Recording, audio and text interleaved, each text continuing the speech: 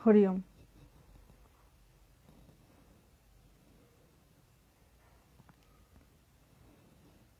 Hari Om.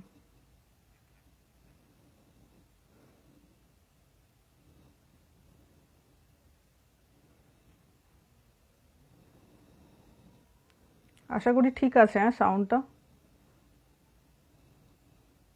Okay, thank you.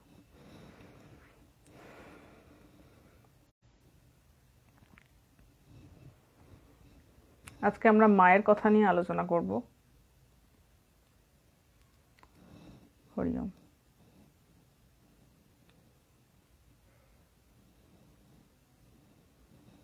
আচ্ছা, আজকে যে জায়গাটা, দুটো জায়গা আমরা আলোচনা করব। প্রথম যে পোর্শনটা আলোচনা করব সেটা হচ্ছে একজন দীক্ষা প্রার্থী মায়ের কাছে গেছেন এবং তার দীক্ষা হচ্ছে। আর সেকেন্ড যে জায়গাটা, মায়ের সম্পর্কে স্বামী অরূপানন্দজি, যিনি রামকৃষ্ণ মঠ মিশনে রাসবিহারী মহারাজ নামে বিখ্যাত, তার কিছু স্মৃতিকথা আমরা পড়ব। কারণ তিনি দীর্ঘদিন মায়ের কাছে ছিলেন এবং মায়ের সান্নিধ্যে দীর্ঘদিন থাকতে পেরেছেন। তো তার কথাগুলো নিশ্চয়ই অন্যরকমই হবে। শুরু করি। তো যে ভদ্রমহিলার কথা বলা হচ্ছে, যিনি মায়ের কাছে এসেছেন মায়ের কৃপা পাওয়ার জন্য, তিনি রায়পুরে থাকেন। এখানে থাকেন না, মানে উনি পশ্চিমবঙ্গের বাসিন্দা তখন ছিলেন না, আউটে রায়গড়, এই রায়পুর রয়েছে, সেখানকার বাসিন্দা। তো উনি এসেছেন মায়ের কাছে। তো সেই ভদ্রমহিলা মাকে বলছেন, মা, আমার একটি কথা আছে, যদি আপনি অনুমতি করেন তবে বলি। আমাকে ইতস্তত করিতে দেখিয়া সেই সেবানিরতা সৌম্যমূর্তি বৃদ্ধাটি, যিনি গোলাপ মা, গোলাপ মাকে এখানে উদ্দেশ্য করে বলা হচ্ছে, সৌম্যমূর্তি বৃদ্ধাটি বলিলেন, বলো মা, বলো তোমার মনের কথা নিঃসংকোচে মায়ের কাছে বলো, মায়ের কাছে লজ্জা কি? তিনি কিছু বলবেন, সংকোচ বোধ করছেন বলে গোলাপ মা বলছেন, বলো, নিঃসংকোচে বলো। তখন আমি বলিলাম, মা, কথা আর কিছু নয়, আমি স্বপ্নে ঠাকুরকে ও আপনাকে দেখেছিলাম, যেন আপনি আমায় মন্ত্র দিচ্ছেন, কিন্তু তা সম্পূর্ণ হয়নি। সেই থেকে আপনার শ্রীপাদপদ্মে আশ্রয় নেবার জন্যে আমি বড় ব্যাকুল হয়েছি। বোঝাই যাচ্ছে স্বপ্ন দেখেছেন ঠাকুর আর মায়ের, এবং সেখানে উনি দেখছেন যে মা তাকে যেন মন্ত্র দিচ্ছে, কিন্তু সেটা যেহেতু স্বপ্ন, তো মনে করতে পারছেন না, আবঝা আবঝা অর্ধেক হয়ে রয়েছে। তো ওই জন্য ব্যাকুল হয়ে মায়ের কাছে এসেছেন। এটা শুনেই মা সাথে সাথে উত্তর দিচ্ছেন, খুব প্রসন্ন হয়েছেন মা। মা প্রসন্ন মুখে বলিলেন, বেশ তো, আজই তোমার দীক্ষা দেব, কিন্তু তোমার স্বামীর মত আছে তো? মা এত খুশি হয়েছেন কথাটা শোনার পর, বলছেন আজই দীক্ষা দেব। দেখুন, কোনো কোনো জায়গায় আমরা দেখেছি, যারা মায়ের কথা পড়েছি, যে মা কখনো কখনো কোনো দীক্ষার্থী এসেছেন, মা বলেছেন আজ হবে না, পরে হবে, এখন হবে না। আবার কোনো কোনো ক্ষেত্রে কোনো দীক্ষা প্রার্থীকে দেখা গেছে মা বলেছেন আজই হবে বা এখনই হবে। এনার ক্ষেত্রেও কিন্তু এরকমই। এবার আমরা আগে এগোবো, বুঝতে পারবো।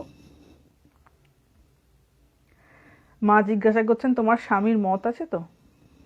যেমন মা পাড়াগাঁয়ের মানুষ ছিলেন, কিন্তু প্র্যাকটিক্যাল সেন্স ওনার খুব বেশি ছিল, যে তুমি দীক্ষা নিচ্ছ, তোমার স্বামীর যদি তাতে মত না থাকে, তো স্বামীর অমতে গিয়ে দীক্ষা নিলে পারিবারিক অশান্তির একটা সম্ভাবনা তৈরি হয়, মতের মিল হয় না, এবং সেই নিয়ে তুমি যে জব করবে, তো মনে যদি শান্তি না থাকে, পরিবারে যদি শান্তি না থাকে, তখন কিন্তু জব করা যায় না। তাই মা আগেই জিজ্ঞাসা করছেন, তুমি দীক্ষা নেবে, তোমার মত আছে তো? ভদ্রমহিলা বলছেন, আমার স্বামীকে আমি একথা বলেছিলাম, তিনি বলেছেন আমার অমত নেই, আমি এখন দীক্ষা নেব না, তুমি নিতে পারো। মানে ওনার স্বামী নেবেন না, কিন্তু উনি ভদ্রমহিলার জন্য কোনো বাধা হয়ে দাঁড়াননি। মা কলের ঘর দেখাইয়া বলিলেন, ওখান থেকে হাত পা ধুয়ে এসো। সঙ্গে সঙ্গে, মানে মা যখন বলেছেন সঙ্গে সঙ্গে মা রাজি হয়ে গেছেন, হ্যাঁ আমি দীক্ষা দেব। তারপরেই বলছেন ওই কলঘর ওখানে রয়েছে, পা ধুয়ে এসো। ভদ্রমহিলা বলছেন, মা আমি এখনো স্নান করিনি। উনি অতটা প্রিপারেশন নিয়ে যাননি, ভেবেছিলেন দেবেন কি দেবেন না, মনের কথা বলে দেখি, যবে দেবেন যদি বলেন তাহলে দেবেন, আর না দেবেন কিছু করার নেই। তো উনি স্নান করে যাননি। মা বলছেন তা হোক, স্নান করতে হবে না। মা নিজেই বলছেন যে থাক, স্নান করনি, অসুবিধা নেই, স্নান করতে হবে না। এবার ভদ্রমহিলা বলছেন, আমি কলঘর হইতে হাত পা ধুইয়া মায়ের নিকট ঠাকুর ঘরে গিয়া দেখি মা দুখানা আসন পাতিয়াছেন। এখন তো সব অ্যারেঞ্জড করা থাকে, এখন যখন গুরু মহারাজরা দীক্ষা দেন মঠে, সেখানে সেবকরা সব অ্যারেঞ্জ করে রাখে, কিন্তু এখানেতে মা নিজেই দুটো আসন পেতেছেন, একটা নিজের জন্য আর একটা দীক্ষার্থীর জন্য। সামনের কোষাকুষিতে গঙ্গাজল লইয়া নিজে ঠাকুরের পানে মুখ করিয়া বসিলেন। বোঝা যাচ্ছে ঠাকুরের যে ছবিটা রয়েছে তার সামনাসামনি মা মুখ করে রয়েছেন, আর ঠিক বাঁ পাশে ওই আসনটাতে দীক্ষার্থী বসবে। জেনারেলি বাঁ পাশেই বসানো হয়।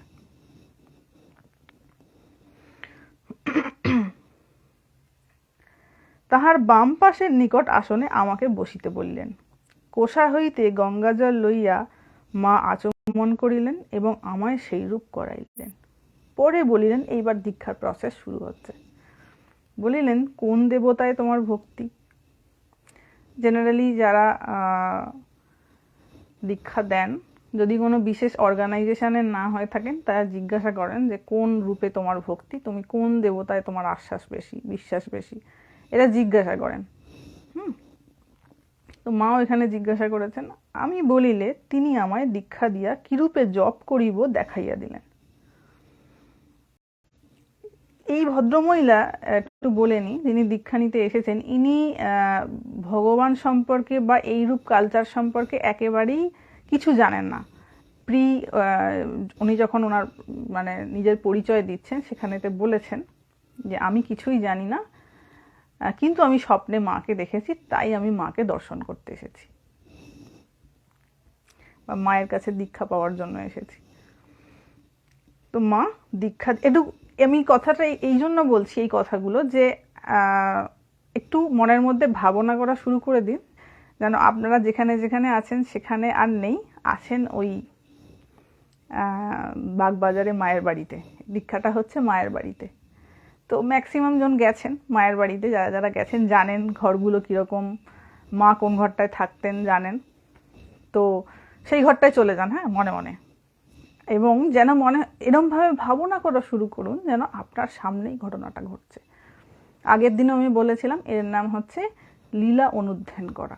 এটি খুব সেফ প্রসেস, সাধনার খুব সেফ প্রসেস এটা, এর কোনো হার্মফুল ইফেক্ট নেই। তো মানে ভদ্রমহিলা বলছেন যে তিনি আমায় দীক্ষা দিয়া কিরূপে জপ করিব দেখাইয়া দিলেন। সেই মুহূর্তে একটা পরমানন্দের প্রবাহ হৃদয় মধ্যে বহিয়া গেল। ভিতরে বাহিরে বিপুল আনন্দ উচ্ছ্বাস উঠিয়া আমায় অভিভূত করিয়া ফেলিল। আমি কিছুই জানি না, মা সব শিখাইয়া দিলেন। এই দেখুন, ইনি কিচ্ছু জানতেন না, কিছুই জানেন না, মানে একেবারে নতুন এই জগতে, কিন্তু মা তাকে সমস্ত কিছু শিখিয়ে দিলেন, কিভাবে কি করতে হবে না করতে হবে। দীক্ষান্তে মা বলিলেন, দক্ষিণা দাও। মা নিজেই চাইছেন দক্ষিণা দাও। ভদ্রমহিলা বলছেন যে মা আমি তো কিছুই জানি না, আপনি বলে দিন আমি কি করব, আমি তো কিছুই আনিনি। তিনি অপ্রস্তুত, তো তিনি তো ভেবে আসেননি যে মা আজকেই তাকে দীক্ষা দিয়ে দেবে, ওই জন্য কোনো অ্যারেঞ্জমেন্ট করে আসেননি। মা তখন উঠিয়া গিয়া ফুল, কমলা লেবু, কুল প্রভৃতি 2 হাতে অঞ্জলি করিয়া আনিয়া আমার হাতে দিলেন এবং বলিলেন, বলো। মা কি করলেন, ওই কিছু ফল নিয়ে এসছেন, অঞ্জলি করে 2টো হাতে জোর করে নিয়ে এসে ওই ভদ্রমহিলার হাতে দিয়েছেন। এবার বলছেন, বলো। কি বলবে? কোট আনকোট করা রয়েছে এখানে। বলো, আমার পূর্বজন্মের, ইহজন্মের জানত অজানত যাহা কিছু পাপ পুণ্য করিয়াছি, সব তোমাকে সমর্পণ করিলাম। তো মা কি দক্ষিণা নিলেন বুঝতে পারছেন তো? মা কিন্তু দক্ষিণা চেয়েছেন, যেটা হয় দীক্ষার পরে দক্ষিণা দিতে হয়।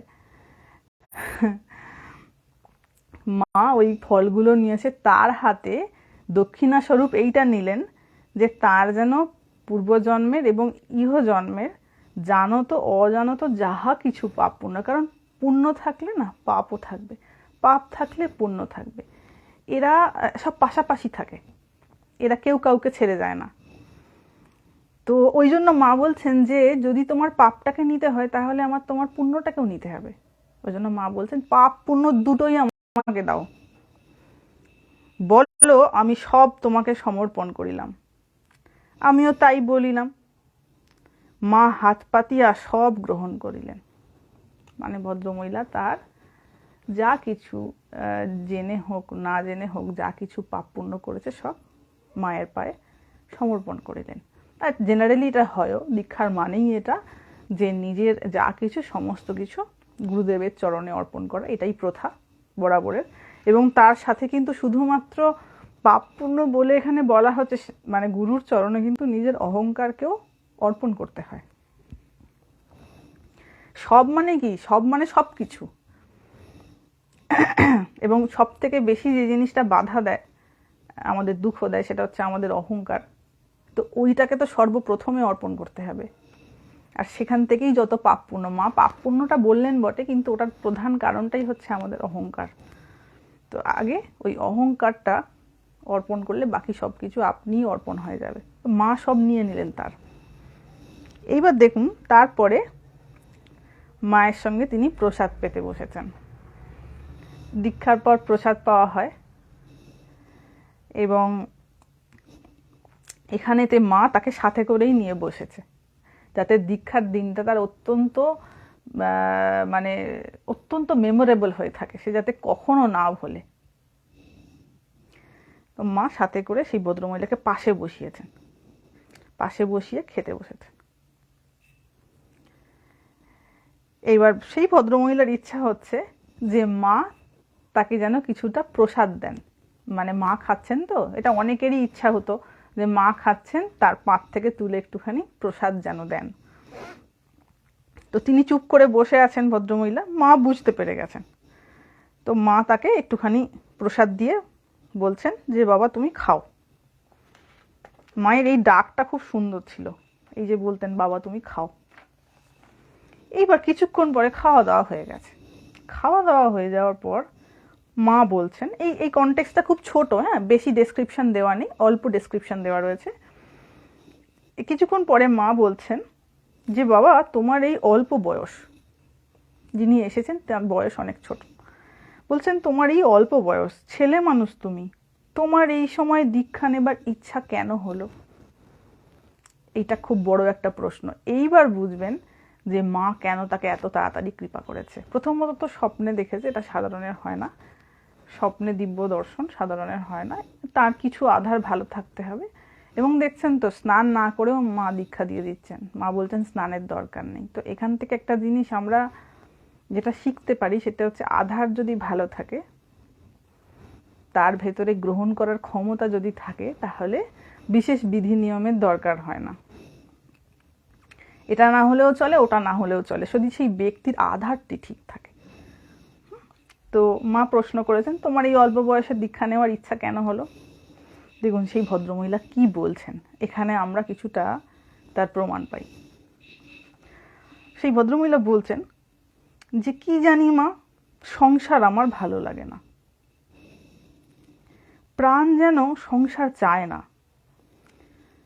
প্রাণে বড়ই অশান্তি ছিল, আজ আমি শান্তি লাভ করেছি। আর এ সংসারও তো অনিত্য, দুদিনের জন্য, দেখছি সবই মিথ্যা, কি করে তাতেই বা মন বসবে? তাহলে দেখুন এই ভদ্রমহিলা বিবাহিত, কিন্তু এনার চিন্তা ভাবনাটা কেমন, এই দুটো চারটে কথা দিয়ে আমরা তার চিন্তা ভাবনাটা বুঝতে পারি যে তিনি সংসারে আছেন বটেন, কিন্তু তার সংসারে থাকতে মন চায় না। আজকে মায়ের কাছে দীক্ষা নিয়ে তার মনে শান্তি এসেছে, এবং তার লজিকটা কি, বিবেকটা কীরকম। দেখুন, সব কিছু আমাদের ডিপেন্ড করছে বিবেকের উপর। বিবেক যার যত তীক্ষ্ণ, যত শার্প, তার নলেজ তত শার্প। কারণ সে ফারাক করতে শিখেছে, সঠিক আর ভুলটার মধ্যে সে ডিফারেন্সিয়েট করতে শিখেছে। সেই জন্য বিবেকের এত দাম। তো তিনি কি বলছেন না, এ সংসারও তো অনিত্য। মানে তার এই বুদ্ধিবৃত্তির বিকাশটা এমন হয়েছে, তার এমন বুদ্ধি রূপ নিয়েছে যেখানেতে তিনি এইটা বোধ করতে পারছেন যে এই সংসার কিন্তু অনিত্য, এবং দুদিনের জন্য। সবই তো দেখছি মিথ্যা, কি করি বা তাতে মন বসবে। তাহলে এখানে একটা ক্লু পাওয়া গেল যে যাদের মনে হয় যে সংসারটা বড় সত্য, সত্য না হলে ইনভলভমেন্ট তো হয় না। ইনভলভ তখনই হওয়া হয় যখন মনে হয় এটি সত্য, এবং যখনই সত্য মনে হয় তখনই কিন্তু আমরা ওটাতে অ্যাটাচ হয়ে পড়ি, আর অ্যাটাচ হওয়ার ফলে সেই জনিত বিভিন্ন সুখ দুঃখ বোধ আমাদের নিতে হয়। তো এনার এই কথাটা শুনে নিশ্চয়ই পরিষ্কার করে বোঝা যাচ্ছে ইনি সাধারণ মানুষের মতন চিন্তাভাবনা সম্পন্ন নন, এবং নন বলেই মা ঠাকুরের তেমন কিছু বিশেষ পড়াশোনা করেননি, কিন্তু মা ঠাকুরের দর্শন স্বপ্নে পেয়েছেন এবং দেখছেন যে মা তাকে মন্ত্র দিচ্ছে, এবং মাও কথাবার্তা বলে বুঝে গেছেন যে এ খুব সাধারণ আধারের মানুষ নয়।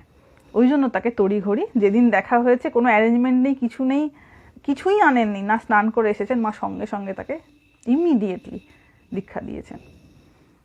তো এই ছোট্ট যে ঘটনাটা আমরা দেখলাম, এখান থেকে একটা জিনিস বোঝা যায়, যেটা আগেও বললাম, যে যদি আধার ঠিক থাকে, যেটা আগের যে দুটো দীক্ষার লাইভ আমাদের করা হয়েছে, যে শিষ্য মানেই হচ্ছে যে শিক্ষণীয়, যে যে শিক্ষাটা গুরু দেবে সেটাকে গ্রহণ করতে প্রস্তুত, যে তৈরি, যে সে হচ্ছে শিষ্য। তো মা যখন দেখেছেন এইরকম একটা, যাকে বললে সে মানতে পারবে এবং যার আধার এত শুদ্ধ, এত উচ্চ, তাকে দীক্ষা দেওয়ার জন্য, আমি বলেছিলাম না যে কেউ যদি যোগ্য হয়ে থাকে তাকে গুরু খুঁজতে হবে না, গুরু নিজে এসে তাকে দীক্ষা দিয়ে যাবে। এই ঘটনাটা পড়ে নিশ্চয়ই কিছুটা হলেও আন্দাজ করতে পারা যাচ্ছে যে যদি আধার কারো ঠিক হয়ে থাকে, মা শারদামণির মতন কি বলবো, দেবী বলবো না কি বলবো, তিনিও তাকে ধরে এসে নিজে থেকেই দীক্ষা দেন। কতজন দীক্ষার্থী এসে তখন ফিরে যেত, এমন একটা সময় ছিল যখন অনেক দীক্ষার্থী এসে ফিরে যেত, মা বলতেন আমি দেব না, কারণ আধার ঠিক ছিল না, অনেকের অনেক সমস্যা ছিল। এখানে মায়ের কথাটা পড়লে আমরা এই ধরনের অনেক অভিজ্ঞতা কথা পাবো, যেখানেতে কত অন্য ধরনের মানে খুবই হয়তো নিম্ন আধারের বা অনেক কামনা বাসনা সম্পন্ন এরকম মানুষও আসছে। কেউ হয়তো খুব অসুস্থ, সে মাকে প্রণাম করতে আসছে, মা সেখানে বাধা দিচ্ছে, মা প্রণাম নিচ্ছে না, এরকমও ঘটনা আমরা পাই। কারণ তাদের মনে হচ্ছে যে আমি যদি মাকে প্রণাম করি তাহলে আমার রোগটা সেরে যাবে, এরকম অনেকেরই চিন্তা ভাবনা থাকে। তো আধারটা বাবু সঠিক হতে হবে, হ্যাঁ, আধার সঠিক হওয়াটা খুব দরকার। এইবার মায়ের সম্পর্কে কিছু ঘটনা স্বামী অরূপানন্দজি বলেছেন, এগুলো আমরা একটু দেখব। নাহলে মাকে তো আমরা তো যে যার কল্পনার মতন করে মাকে ভাবি, মনে করি আমার মনের যে কল্পনাটা রয়েছে সেটা জগৎ জননী সম্পর্কে হোক বা মায়ের সম্পর্কে হোক, মানে মা শারদামণি সম্পর্কে হোক, সেটা বোধহয় তেমনই। কিন্তু একটু পড়াশোনা করলে বুঝতে পারা যাবে যে বাস্তবিক পক্ষে কোনটা কি ছিল।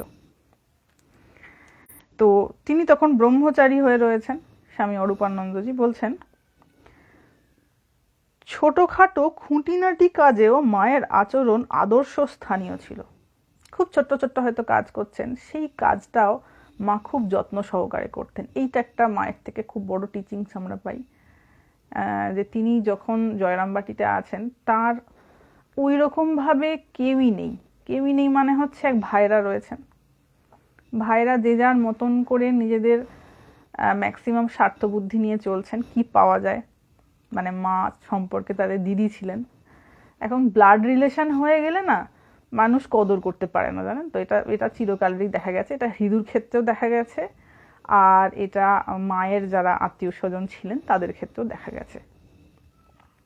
স্বামীজির ক্ষেত্রে তো দেখা গেছেই, যদিও স্বামীজির ভাইয়েরা তাকে যথেষ্ট অনার দিয়েছে, কিন্তু মায়ের ক্ষেত্রে আমরা দেখতে পাই মায়ের যারা ভাই ছিলেন তারা কেবলই কি কি পাবো এইরকম একটা তাদের টেন্ডেন্সি ছিল। তো খুঁটিনাটি কাজেও মায়ের আচরণ আদর্শ স্থানীয় ছিল। উদ্বোধনে আমরা, এবার দেখুন কি ঘটনা বলছেন, উদ্বোধনে আমরা স্নানের পর কাপড় শুকাইতে দিতাম, বৈকালে বর্ষা হইলে সেগুলি ভালো করিয়া শুকাইত না। যিনি ব্রহ্মচারী তার নিজের কথা বলছেন। কোনোখানি হয়তো পুনরায় ভিজিত, কোনোখানির জল হয়তো ভালো করিয়া নিংড়ানো হইত না। দেখিতাম মা আস্তে আস্তে সেই কাপড়গুলি আবার নিংড়াইয়া দোতলার দক্ষিণের ঘরে লম্বা করিয়া দড়িতে বা জানালার গড়াদের সহিত বাঁধিয়া শুকাইতে দিতেছেন। জয়রামবাটিতে মায়ের বাড়ি হয়েছে, মানে জয়রামবাটিতে বলছি, উদ্বোধনে মায়ের বাড়ি যখন হয়েছে মায়ের তখন অনেকটা বয়স পার হয়ে গেছে এবং মায়ের শরীরে তখন যথেষ্ট রোগ, কারণ মায়ের যখন পরিচিতি বাড়ে, ঠাকুরের যেমন শেষের দিকটায় অনেক পরিচিতি বেড়েছিল, মায়ের কিন্তু তাই।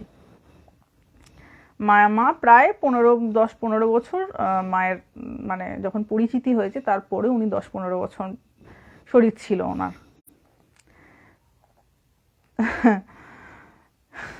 ওই ধুতিগুলোকে যেহেতু শুকোয়নি ধুতিটা, উনি ওটাকে একটা অন্য ঘরে নিয়ে গিয়ে বেঁধে দিতেন।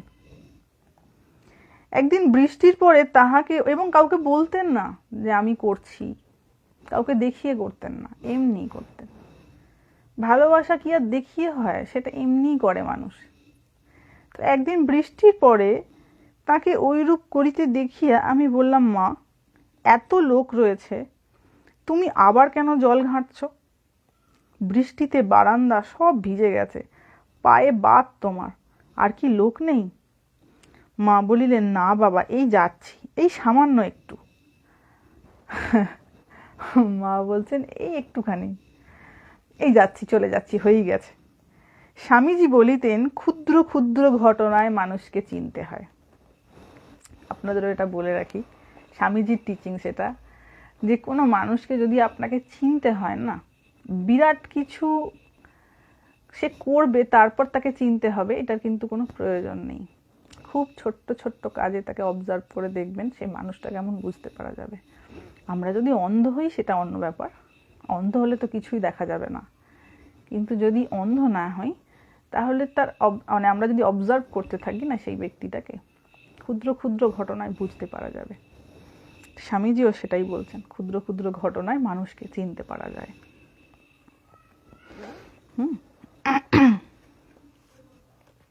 এইবার মায়ের বিষয়ে কিছু কথা বলছেন অরূপানন্দজি। বলছেন, অন্যদিকে কতকগুলি মায়ের বড়ই চমৎকার বিষয় ছিল।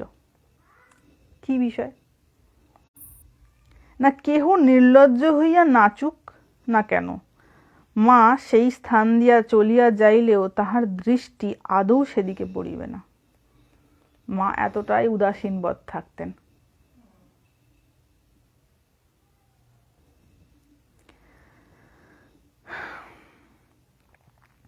কেহ নির্লজ্জ হইয়া নাচুক না কেন, মা সেই স্থান দিয়া চলিয়া যাইলেও তাহার দৃষ্টি আদৌ সেদিকে পড়বে না।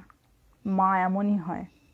তারপরে বলছেন, যদি দৈবাৎ কখনো পড়িল, তথাপি তাহার তৎকালীন উদাসীন দৃষ্টি ও মুখের ভাব হইতে স্পষ্ট বোধ হইত তিনি উহার কিছুই লক্ষ্য করেন নাই, বা উহা বিসদৃশ বলিয়া মনে করেন নাই।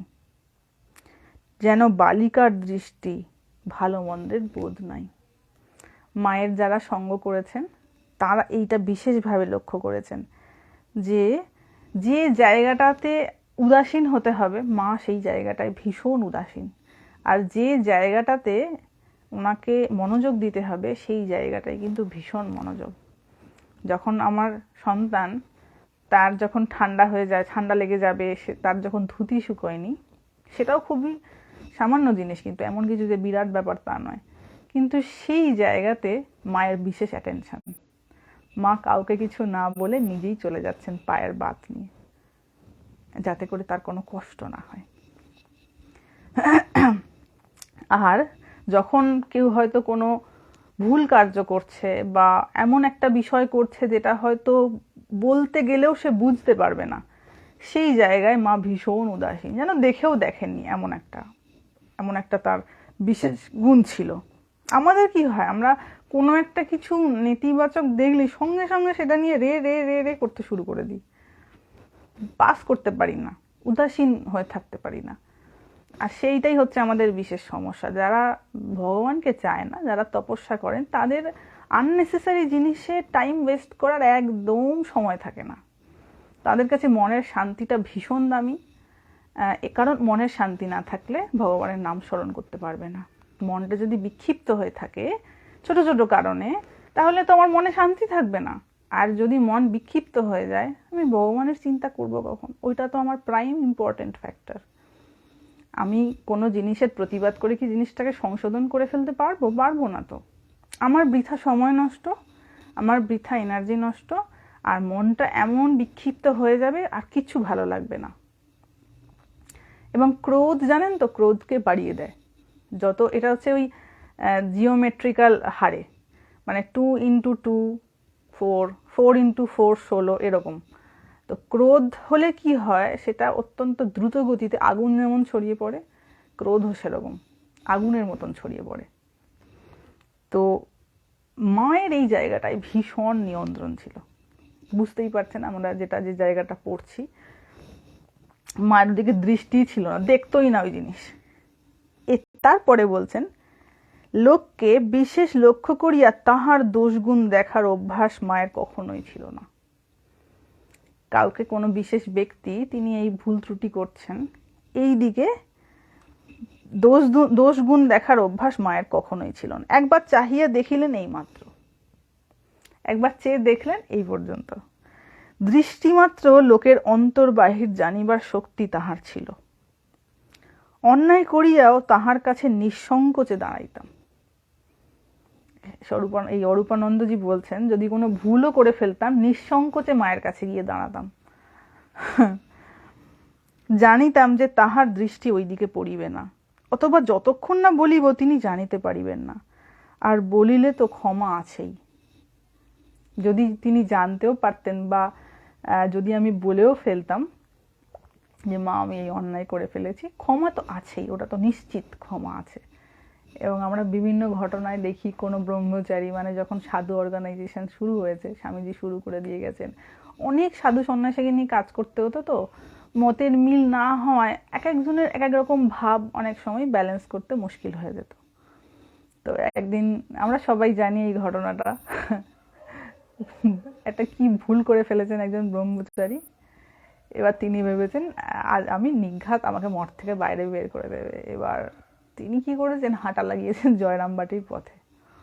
মানে ভাবুন, যারা জয়রামবাটি গেছেন, আরামবাগ থেকে বা গৌহাট থেকে কতটা ডিস্টেন্স, যারা গাড়িতে করে গেছেন বা অটোতে করে গেছেন জয়রামবাটি, কেউ আরামবাগে নেমে যান, কেউ গৌহাটে নেমে যান, ওখান থেকে ডিস্টেন্স কতটা বুঝতে পারছেন তো। তো বেলুড় থেকে হেঁটে উনি জয়রামবাটি সেই ব্রহ্মচারী গেছেন, গিয়ে মায়ের কাছে সমস্ত কথা বলেছেন, মা আমি এই অন্যায় করে ফেলেছি। তো ইনি বুঝতে পেরে গেছেন ব্রহ্মচারী, যে মা যদি একবার আমাকে অভয় দেয়, আর কারোর ক্ষমতা নেই আমাকে মঠ থেকে বের করবে। তো ওই জন্য উনি সোজা চলে গেছেন মঠে, মায়ের কাছে। এবং মা তখন স্বামী শিবানন্দজি, সম্ভবত, হ্যাঁ, স্বামী শিবানন্দজি তখন প্রেসিডেন্ট। তো মা তাকে চিঠি লিখেছেন যে বাবা অমুক এখানে এসেছে, তো তুমি বাবা ওকে বের করে দিও না মঠ থেকে। ব্যাস এই দুটো কথা, বেশি কথা না। মায়ের তো একটা কথাই মহারাজদের কাছে মানে বেদবাক্য তুল্য ছিল, তাই সেসব লঙ্ঘন করার কোনো প্রশ্নই ওঠে না। তো মা দুটো কথা লিখে পাঠিয়ে দিয়েছেন। ব্রহ্মচারী ওইটা নিয়ে গেছে শিবানন্দ মহারাজের কাছে, তখন প্রেসিডেন্ট মহারাজ। তো শিবানন্দ মহারাজ ওই চিঠিটা পেয়ে ব্রহ্মচারীটাকে বুকে জড়িয়ে ধরেছেন। বুকে জড়িয়ে ধরে বলছেন, হ্যাঁ রে শালা, তুই সুপ্রিম কোর্টে চলে গেছিলি একেবারে। মানে মা হচ্ছেন সুপ্রিম কোর্ট। তো মায়ের ছিল এরকম ক্ষমা দৃষ্টি, আর সেই জন্যই মা বলতেন আমি আমি ওরকম পাতানো সম্পর্ক নয়। অনেকের থাকে না পাতানো সম্পর্ক, পাতানো বোন, পাতানো দিদি, বা পাতানো অনেক রকমের ব্যাপার থাকে, পাতানো মা থাকে। আমি কিন্তু পাতানো মা নয়।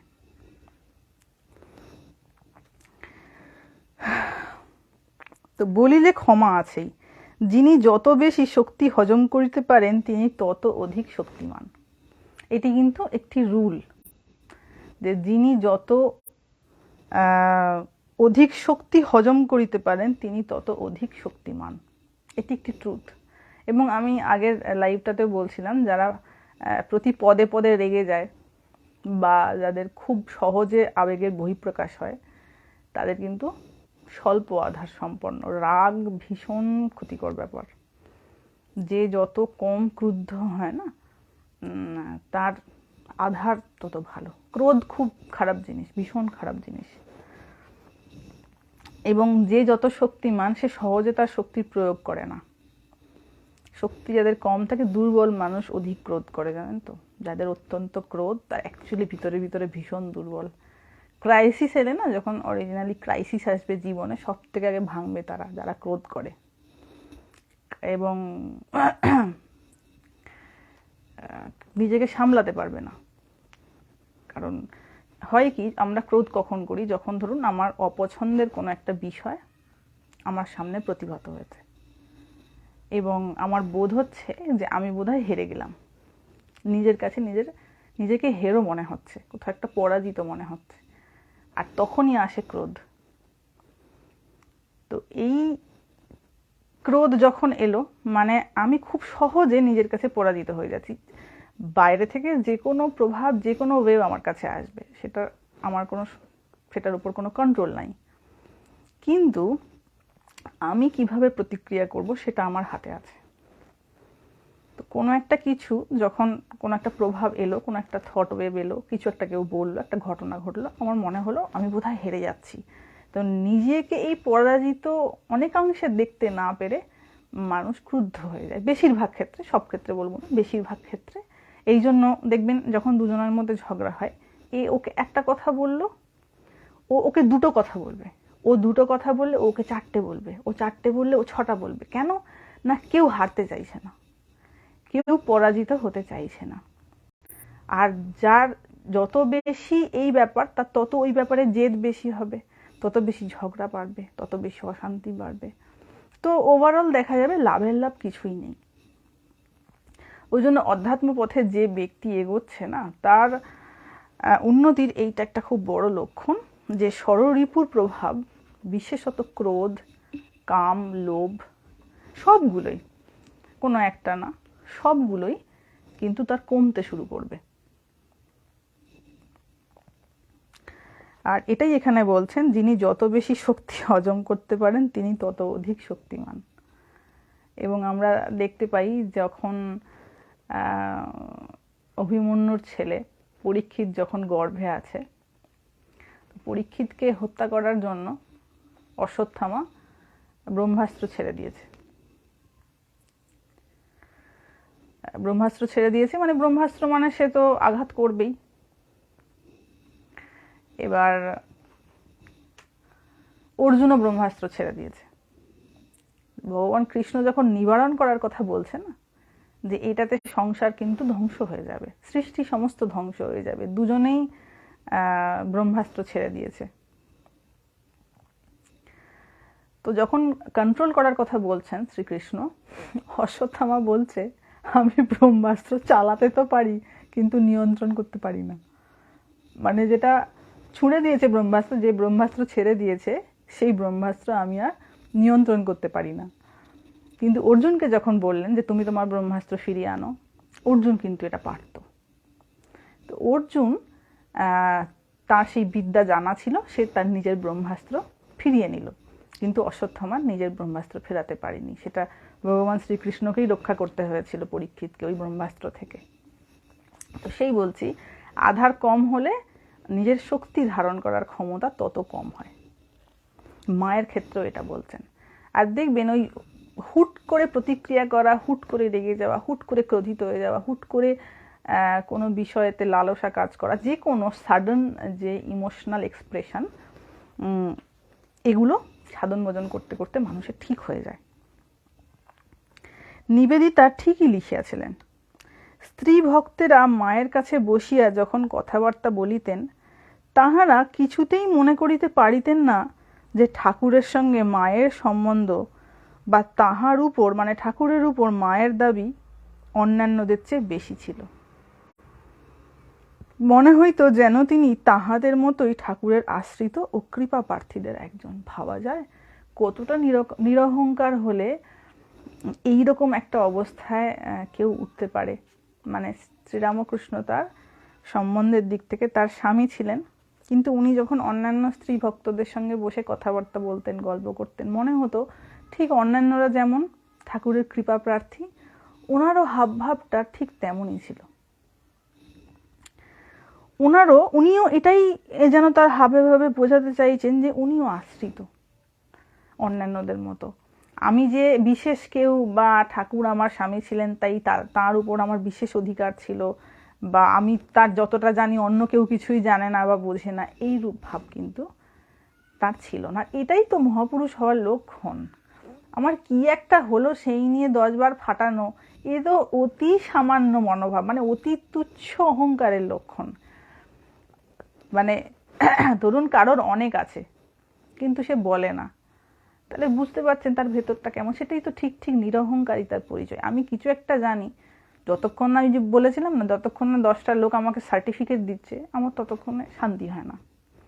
কিছু একটা করলে হলো, সঙ্গে সঙ্গে 10 জনের কাছে যতক্ষণ না বলবো, যতক্ষণ সবাই মিলে, মানে আমি যতক্ষণ না অ্যাটেনশানের কেন্দ্রবিন্দু হচ্ছি, বা মানে আমি দেখেছি এরকম অনেক সমস্যা থাকে, বিশেষ করে বাবা মায়ের ক্ষেত্রেও দেখি। হয়তো সন্তান অনেক ছোট, কেউ ভালো আঁকতে পারে, কেউ ভালো গাইতে পারে, কেউ ভালো নাচতে পারে, কোনো একটা হয়তো প্রোগ্রামে কিছু পারফর্ম করেছে, তো যতক্ষণ না সে তার আত্মীয় স্বজনদেরকে বা তার বন্ধু বান্ধবকে ওই জিনিসটা দেখাচ্ছে, ততক্ষণ পর্যন্ত তার শান্তি হবে না। না, হতেই পারে না, একটা কেউ ভালো পারফর্ম করেছে, হয়েছে, মানে সেই জিনিসটাকে, যেটা যতটা, সেটাকে সেইটার মধ্যে সীমাবদ্ধ রাখার পরিস্থিতি থাকে না।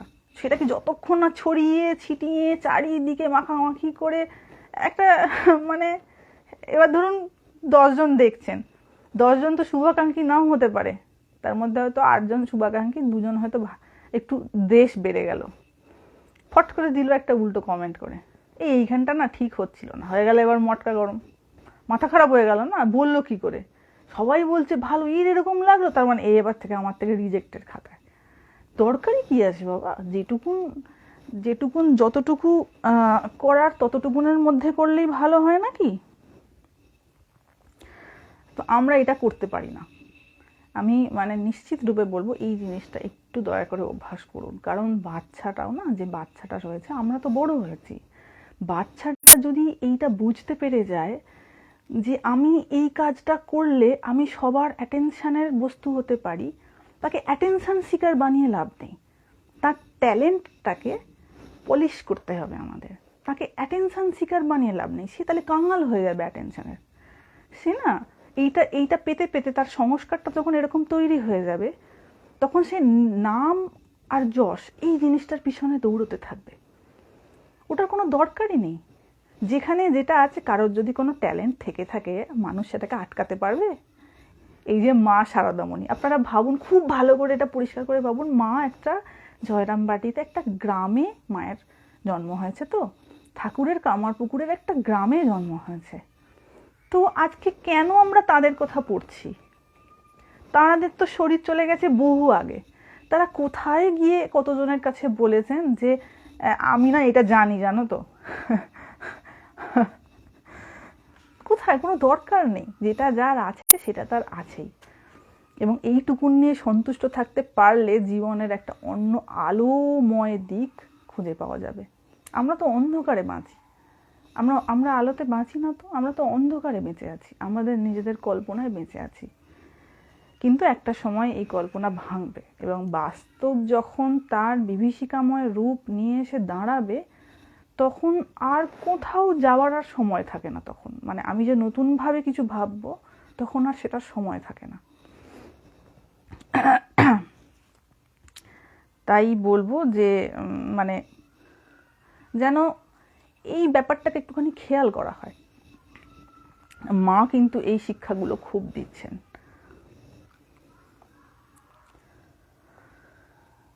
এইবার বলছে, এবার একটু মা একটু কঠিন কথা বলতে শুরু করেছেন। একটু কঠিন কথা বলতে শুরু করেছেন। বলছেন যদিও মানে এই যে মহারাজ তার কথা বলছেন, স্বামী অরূপানন্দজি তিনি বলছেন, যদিও তাহার নিকট ত্যাগী ও গৃহস্থ সমান আদর পাইয়াছে, তথাপি ত্যাগীরা সমধিক প্রিয় ছিল। এটা মহারাজের মনে হয়েছে যে ত্যাগীরা তার কাছে বেশি প্রিয় ছিল। তিনি বলতেন, মানে মা বলতেন, বাবা ত্যাগীদের না হলে কাদের নিয়ে থাকবো? যদি ত্যাগীরা না থাকে তাহলে কাদের নিয়ে থাকবো? একবার বেলুড় মঠে ঠাকুরের উৎসবে মা গিয়াছেন। মধ্যাহ্নে তাহার আহারের পর আমি মানে এই অরূপানন্দজি জাগ হইতে জল ঢালিয়া দিতেছি, মা দাঁড়াইয়া আঁচাইতেছেন। আঁচাইবার পর মা সাধারণত পা ধুইয়া থাকেন। আমি সেই জন্য পায়ে জল ঢালিয়া দিতেছি এবং হাঁটুর বাতের জন্য মায়ের নিচু হইতে কষ্ট হইবে মনে করিয়া নিজেই হাত দিয়া পায়ের পাতায় উপরের জলটা একটু মুছিয়া দিতেছি। আহা, কি সুন্দর দৃশ্য! মায়ের পাটাতে হাত দিয়ে মুছে দিচ্ছেন মহারাজ। অমনি মা মহা সংকুচিতা হইয়া বলিলেন, না না বাবা, তুমি কেন? তোমরা দেবের আরাধ্য ধন। এই বলিয়া নিজেই হাত দিয়া পা মুছিলেন। মা সন্ন্যাসীর হাতের স্পর্শ পায়েতে নিতে চাইছেন না। মানে বলছেন যে তোমরা তো বাবা দেবের আরাধ্য ধন, মানে দেবতারও আরাধ্য। এটা যত বেশি সাধন ভজন করে এগোতে পারা যাবে তত বুঝতে পারা যাবে যে অ্যাকচুয়ালি কেন সন্ন্যাসীদের, যারা প্রকৃত সন্ন্যাসী, আমি অন্যদের কথা বলতে চাইছি না, যাদের জন্য এই সন্ন্যাস পথটা, যারা এই আদর্শটাকে নিতে পেরেছেন, তাদের এত গুরুত্ব কেন আমাদের হিন্দু শাস্ত্রে এত গুরুত্ব। এত আজও দেখুন এত তো ভণ্ডামি চলছে চারিদিকে, কতজন কত রকমভাবে ফ্রডবাজি করছে, কত রকমভাবে মানুষকে ঠকাচ্ছে, তথাপি একটু যাদের বোধ আছে তারা কিন্তু মানে একটু সমঝেই চলে। সাধু সন্ন্যাসী বা যারা গেরুয়া পড়েন, তাদের একটা আলাদা সম্মান চিরকাল আমাদের এই ভারতবর্ষে থাকবে, অন্য কোথাও থাকুক না থাকুক। এটা স্বামীজিও বলে গেছেন, তার মহিমাটাই এমন। কারণ বাবা দেবতাদের কথা যে বলা হচ্ছে স্বর্গে, তাদেরও প্রচুর কামনা বাসনা ছিল, কিন্তু সন্ন্যাসীকে তার সন্ন্যাস ধর্মের প্রতিষ্ঠা লাভ করতে গেলে কামনা বাসনার অতীত যেতে হয়। এই জন্য মা বলছেন তোমরা দেবতাদেরও আরাধ্য, দেবতারাও তোমাদের আরাধনা করে। তো সেই জন্য মা মানে সেবা নিতে চাইছেন না। পরের লাইনে বলছেন, এইবার দেখুন মা কিরকম কোনো কোনো জায়গায় মাকে যখন ডিসিশন নিতে হয়েছে তখন কিরকম কঠিন হয়ে গেছে। মাকে যেমন আমরা করুণাময়ী হিসেবে দেখি, তেমনি যখন স্ট্রিক্ট ডিসিশন নিতে হয়েছে সেই জায়গায় মা কতটা স্টিফ। এই হচ্ছে অরিজিনাল পার্সোনালিটি। স্পিরিচুয়াল পার্সোনালিটি যখন নরম হবে তখন মনে হবে যেন জলের মতন নরম, মোমের মতন নরম। আর যখন স্টিফ হয়ে যাবে তখন লোহার থেকেও শক্ত, যেটা স্বামীজির মধ্যেও আমরা দেখতে পাই। স্বামীজিও যখন ভালোবাসতেন কাউকে তখন যেন তার জন্য প্রাণ দিয়ে দেবেন, এত ভালোবাসতেন। আর কোনো জায়গায় যখন দেখা হয়েছে যে তাকে কঠিন হতে হবে তখন ভীষণ কঠিন, রুদ্রের মতন তার রূপ। মঠের সাধু ব্রহ্মচারীরা আসিলে রাধু প্রভৃতিকে মা প্রায়ই বলতেন, দাদাদের প্রণাম করো। রাধুকে বলতেন, দাদাদের প্রণাম করো। একদিন উদ্বোধনের বাড়িতে কোনো প্রাচীনা স্ত্রী ভক্ত জনৈক সাধুর সঙ্গে কোনো ব্যাপারে কথা কাটাকাটি হওয়ায় এই বলিয়া রাগ করিয়া চলিয়া যাইতেছেন, ও ওখানে থাকলে আমি কিছুতেই আসিব না। আশা করছি ব্যাপারটা বোঝা গেছে। কোনো ব্রহ্মচারী তিনি উদ্বোধনে আছেন এবং সেখানে ঠাকুরের একজন পুরাতন স্ত্রী ভক্ত আছে, তার সঙ্গে কোনো কথা কাটাকাটি হয়েছে। যেমন 10টা মানুষ থাকবে মানে সেখানেতে কথা কাটাকাটি, মনোমালিন্য, অমিল মতের এসব থাকবেই। তো কোনো বিষয়ে কথা কাটাকাটি হয়েছে এবং সেই ভদ্রমহিলা যাবার সময় বলে গেছেন যে ওই ব্রহ্মচারী যদি ওখানে থাকে আমি আর আসবো না, যেটা আমাদের নর্মালি হয়ে থাকে। আমরা যখন কারোর প্রতি বিরূপ হয়ে যাই, মানে ও ওখানে যাবে আমি যাব না, আমাদের ক্ষুদ্র অভিমানে কোথাও আঘাত লাগলে আমরা এরকম ভাবি যে ও ওখানে যাচ্ছে মানে আমি আর যাব না। আমাদের এমনিই ধরুন কাউকে আমরা পছন্দ করি না, তার সঙ্গে আমার পুত্রের বা আমার বোনের বা আমার ভাইয়ের কারোরই যদি কোনো আত্মীয়র যদি খুব সদ্ভাব থাকে কোনো অপছন্দের ব্যক্তি, আমরা সেই ব্যক্তিটাকেও ভালো চোখে দেখি না, কারণ সে তার কাছে যায়। তো উনিও এটাই বলছেন যে আমি আসবো না। অনেকে তাহাকে অনুনয় বিনয় করিয়া ফিরাইতে চেষ্টা করিলেও পারিলেন না। অনেকে তাকে বুঝিয়েছেন, সেই ঠাকুরের যিনি গৃহী ভক্ত ছিলেন মহিলা। তো তাকে অনেক করে অনুনয় বিনয় করে ফেরানোর চেষ্টা করা হয়েছে। মায়ের কানে সব ঘটনা পৌঁছিতেই মা উত্তেজিত হইয়া বলিলেন ওকে। মায়ের কাছে ঘটনাটা গেছে, মায়ের কানে উঠেছে। এইবার দেখুন মায়ের প্রতিক্রিয়া কি। পরিষ্কার ডেসক্রিপশনটা দিয়ে দিয়েছি যে কীরকম কী ব্যাপার সিচুয়েশন। কোনো ব্রহ্মচারীর সঙ্গে কথা কাটাকাটি হয়েছে, মায়ের কানে খবরটা গেছে। মা বলছেন ওকে, গৃহস্থ যায় এখান থেকে যাক না, সাধু আমার জন্য সব ত্যাগ করে এখানে রয়েছে। মা এটা বলে আর কিছু বলেননি।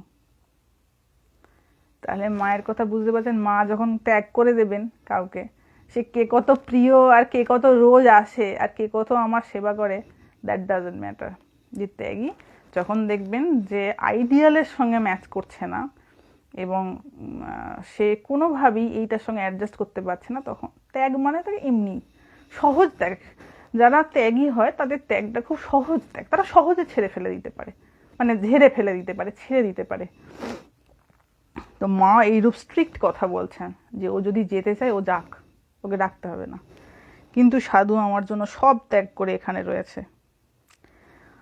এবার মহারাজ বলছেন, অরূপানন্দজি বলছেন, অথচ যাহাকে মা এইরূপ তিরস্কার করিলেন ঠাকুরের স্ত্রী ভক্তদের মধ্যে তাহার স্থান অতি উচ্চে। ঠাকুরের যারা স্ত্রী ভক্ত ছিল তাদের মধ্যে অত্যন্ত উচ্চে তার স্থান, একজন প্রধান ছিলেন তিনি, তাকে পর্যন্ত মা বলছেন ও যায় যাক, দরকার নেই।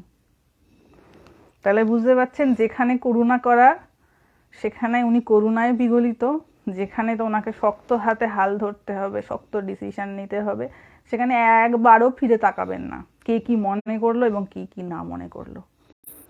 That is the personality of a spiritual person. এটাই হচ্ছে, তিনি কোনো বন্ধনে বেঁধে নেই। তো বন্ধনে বাঁধা থাকলে তখন তাকে তোষামুদি করার দরকার পড়ে, এই তুমি এটা কেন করছো, তুমি এটা থাকার চেষ্টা করো, ও ভুল করেছে আচ্ছা ওকে বুকে দিচ্ছি, ও বাচ্চা ছেলে। মা কিন্তু এরকম ডিসিশন নেননি, ভীষণ স্ট্রিক্টলি হ্যান্ডেল করেছেন। জনৈক ত্যাগী ভক্ত মাকে জিজ্ঞাসা করিয়াছিলেন, মা, সন্ন্যাসী হোক আর গৃহস্থই হোক, ঠাকুরের যারা আশ্রয় নিয়েছে তারা সবাই তো সমান, কারণ সকলেই মুক্ত হবে। মা বলিলেন, সে কি, ত্যাগী আর গৃহস্থ কি সমান? ওদের কত কামনা বাসনা রয়েছে, আর সাধু তার জন্য সব ছেড়ে চলে এসেছে। এদের আর তিনি ভিন্ন কে আছে, মানে সন্ন্যাসীর ঈশ্বর ভিন্ন আর কে আছে, ঠাকুর ভিন্ন আর কে আছে? সাধুদের সঙ্গে কি ওদের তুলনা হয়? মায়ের হচ্ছে এই যুক্তি। মা লজিক্যালি ব্যাপারটাকে রিপ্রেজেন্ট করেছেন যে যাদের অনেক কামনা বাসনা রয়েছে তাদের ঠাকুরের প্রতি প্রেম সেরকম থাকে না, আর যাদের ঠাকুরের প্রতি সব কিছু সমর্পণ বোধ রয়েছে তারা ঠাকুরকে ছাড়তে পারে না, তারা ঠাকুরের অপশান খোঁজে না। এইটা একটা বড় ব্যাপার, জানেন তো। ধরুন আপনার খুব প্রিয় জিনিস হচ্ছে আপনার প্রাণ, যখন প্রাণের ওপর কোনো বাধা আসবে না, দেখবেন সব ভুলে গেছেন, বন্ধুত্ব, টাকা পয়সা সব ভুলে গেছেন।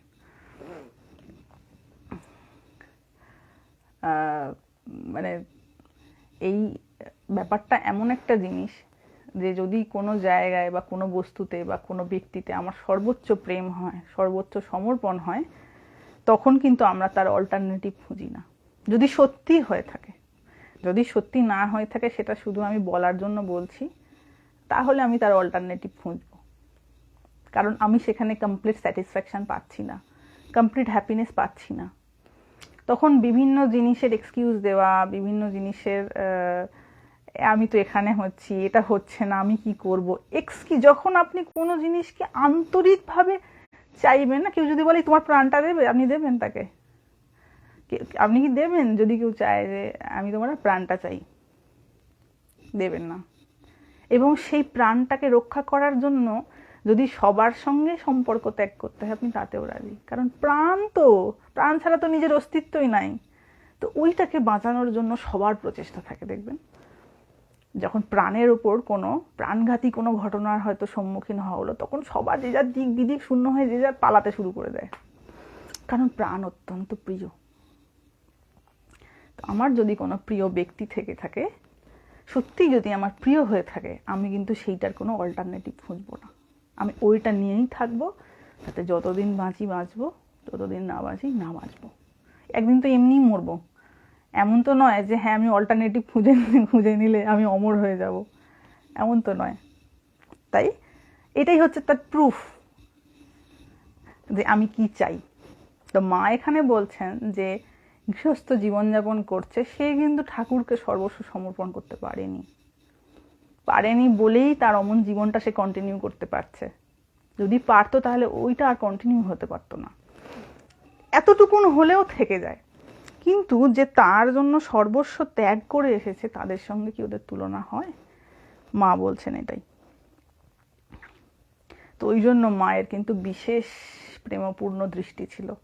যারা মায়ের কাছে সবকিছু ছেড়ে আসতেন, সাধু সন্ন্যাসী, তাদের তো আর কিছু ছিল না।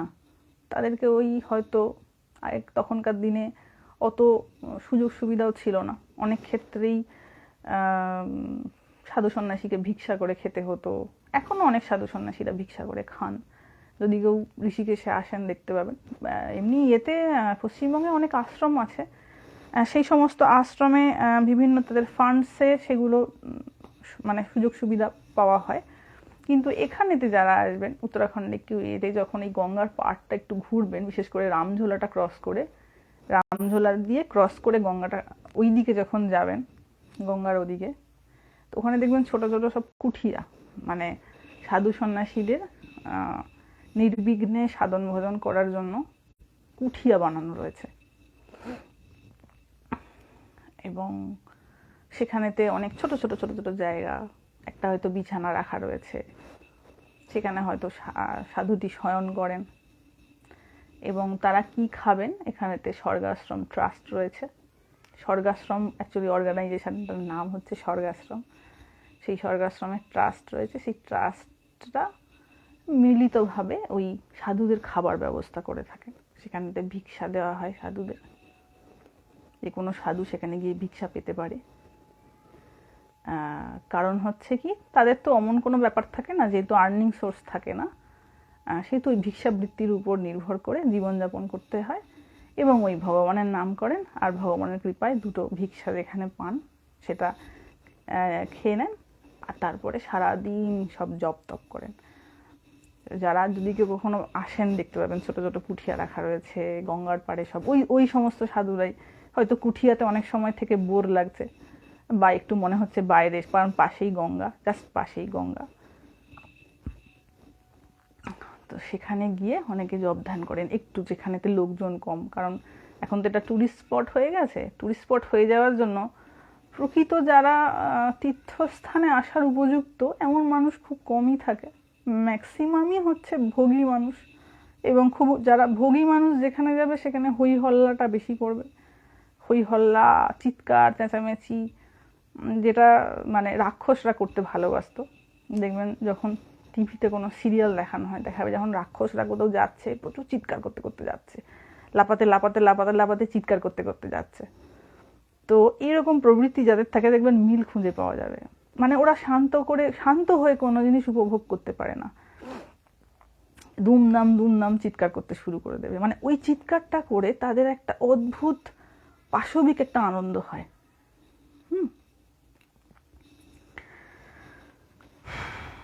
তো মা এই জন্য বলছেন ওদের কি তুলনা হয়? যুবক ভক্তেরা এবার মায়ের কাছে একটা খুব ক্রুশিয়াল একটা টপিক এসছে। যুবক ভক্তেরা অনেক সময় মাকে জিজ্ঞাসা করিত বিবাহ করিব কিনা। মায়ের যখন শরীর ছিল অনেকে জিজ্ঞাসা করতো যে মা বিবাহ করিব কি করিব না। তিনি মন বুঝিয়া কাহাকেও বলিতেন, বাবা সংসারীদের কত কষ্ট, তোমরা হাঁপ ছেড়ে ঘুমিয়ে বাঁচবে, মানে বিবাহ না করিতে বলিতেন কাউকে কাউকে, যাদের একটু আধার ঠিক আছে সেই সব দিকে বলতেন। কাহাকেও বা বলিতেন আমি ও সম্বন্ধে মতামত দিতে পারবো না। কারোর সম্পর্কে মায়ের যদি একটু ডাউট থাকতো যে এর যা আমি বুঝছি এ সংসার না করে থাকতে পারবে না, মানে বৈবাহিক সম্পর্কে আবদ্ধ না হয়ে থাকতে পারবে না, সেই সমস্ত ক্ষেত্রে মা বলতেন আমি এ বিষয়ে কোনো মতামত দিতে পারবো না।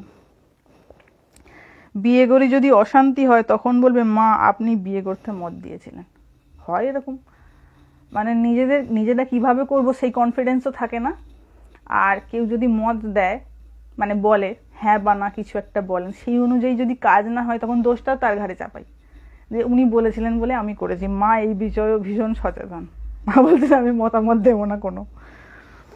এরপরে অরূপানন্দজি বলছেন, আবার জনৈক ভক্ত যখন বলিল মা আমি বিয়ে করব না, তখন মা হাসিয়া বলিলেন সে কি গো, সংসারের সবই দুটি দুটি, এই দেখো না চোখ দুটি, কান দুটি, হাত দুটি, পা দুটি, তেমনি পুরুষ আর প্রকৃতি। পরে বাস্তবিকভাবে দেখা যায় ভক্তটি বিবাহ করিয়াছিলেন। মা ঠিক বুঝতে পারতেন, ওই জন্য কারোর ক্ষেত্রে একটুখানি অন্যরকম উত্তর দিতেন, আবার কারোর ক্ষেত্রে আবার অন্যরকম উত্তর দিতেন। আবার কেউ হয়তো লিখিয়াছে মা আমার বিয়ে করতে ইচ্ছা নেই, বাড়িতে বাপ মা জোর করে বিয়ে দিতে চায়। মা শুনিয়াই বলিলেন দেখো দেখি কি অত্যাচার। একবার একটি ভক্ত মাকে গিয়া বলিল মা আমি এতকাল বিবাহ না করে থাকবার চেষ্টা করেছিলাম, এখন দেখছি পেরে উঠব না, ইত্যাদি। মা তাহাকে অভয় দিয়া বলিলেন ভয় কি, ঠাকুরের কত গৃহস্থ ভক্ত ছিলেন, তোমার কোনো ভয় নেই, তুমি নিশ্চিত বিবাহ করিবে, এই বলিয়া তাকে খুব আশীর্বাদ করিলেন। তাহলে বুঝতে পারছেন তো, সবার ক্ষেত্রে কিন্তু মা একরকম উপদেশ দিচ্ছেন না। এবং এটাই তো গুরুর কাজ, গুরুর কাজই তো এটা, শিষ্যের আধার বুঝে তাকে উপদেশ দেওয়া। এই জন্যই তো গুরুর এত মানে ইম্পর্টেন্স, শাস্ত্রে এত ইম্পর্টেন্স কেন। গুরু গীতা একটা আলাদা করে মানে গীতা নাম দিয়ে একটা গুরু গীতা বেরিয়ে গেছে সেই বিষয়ে, গুরু বিষয়ক। তো সেই যে চেষ্টা করিয়েছিল তাহাতেই মা খুব খুশি হইয়াছিলেন। এইবার বলছেন নিবৃত্তির দিকে যাহাদের একটুও স্পৃহা হইয়াছে তাহাদের বিবাহ না করাই ভালো, এইরূপ উপদেশ মা প্রায়ই দিতেন। যারা একটু কন্ট্রোল করতে পারবে, নিবৃত্তির দিকে যাদের বাসনা হয়েছে, স্পৃহা হয়েছে, তাদের মা বলতেন বিবাহ না করাই ভালো। মেয়েদের মধ্যেও যাহাদের বিবাহে তেমন ইচ্ছা নাই মা তাহাদিগকে নিবৃত্তির উপদেশ দিতেন। একবার জনৈক ভক্তের কন্যা বিবাহে রাজি না হওয়ায় তাহার মাতা শ্রী শ্রী মাকে সব নিবেদন করিলেন, যাহাতে তিনি মেয়েটিকে বিবাহের আদেশ দেন। ভালো লোককে কমপ্লেন করেছে। একজন ভদ্রমহিলার মেয়ে বিবাহ করতে চাইছে না বলে মায়ের কাছে নিয়ে আসছেন, সেই বলছি ভালো মানুষের কাছে নিয়ে এসেছেন। এইরূপ হওয়ার পর মা বলিলেন সারা জীবন পরের দাসত্ব করা, পরের মন জোগানো এ কি কম কষ্টের কথা। তারপর এই মর্মে বলিলেন যে যদিও অবিবাহিত জীবনে বিপদের সম্ভাবনা আছে, তথাপি যাহার বিবাহে ইচ্ছা নাই তাহাকে বিবাহ দিয়া স্থায়ী ভোগে লিপ্ত করা কিছুতেই উচিত নহে। এই হচ্ছে মায়ের দিকটা।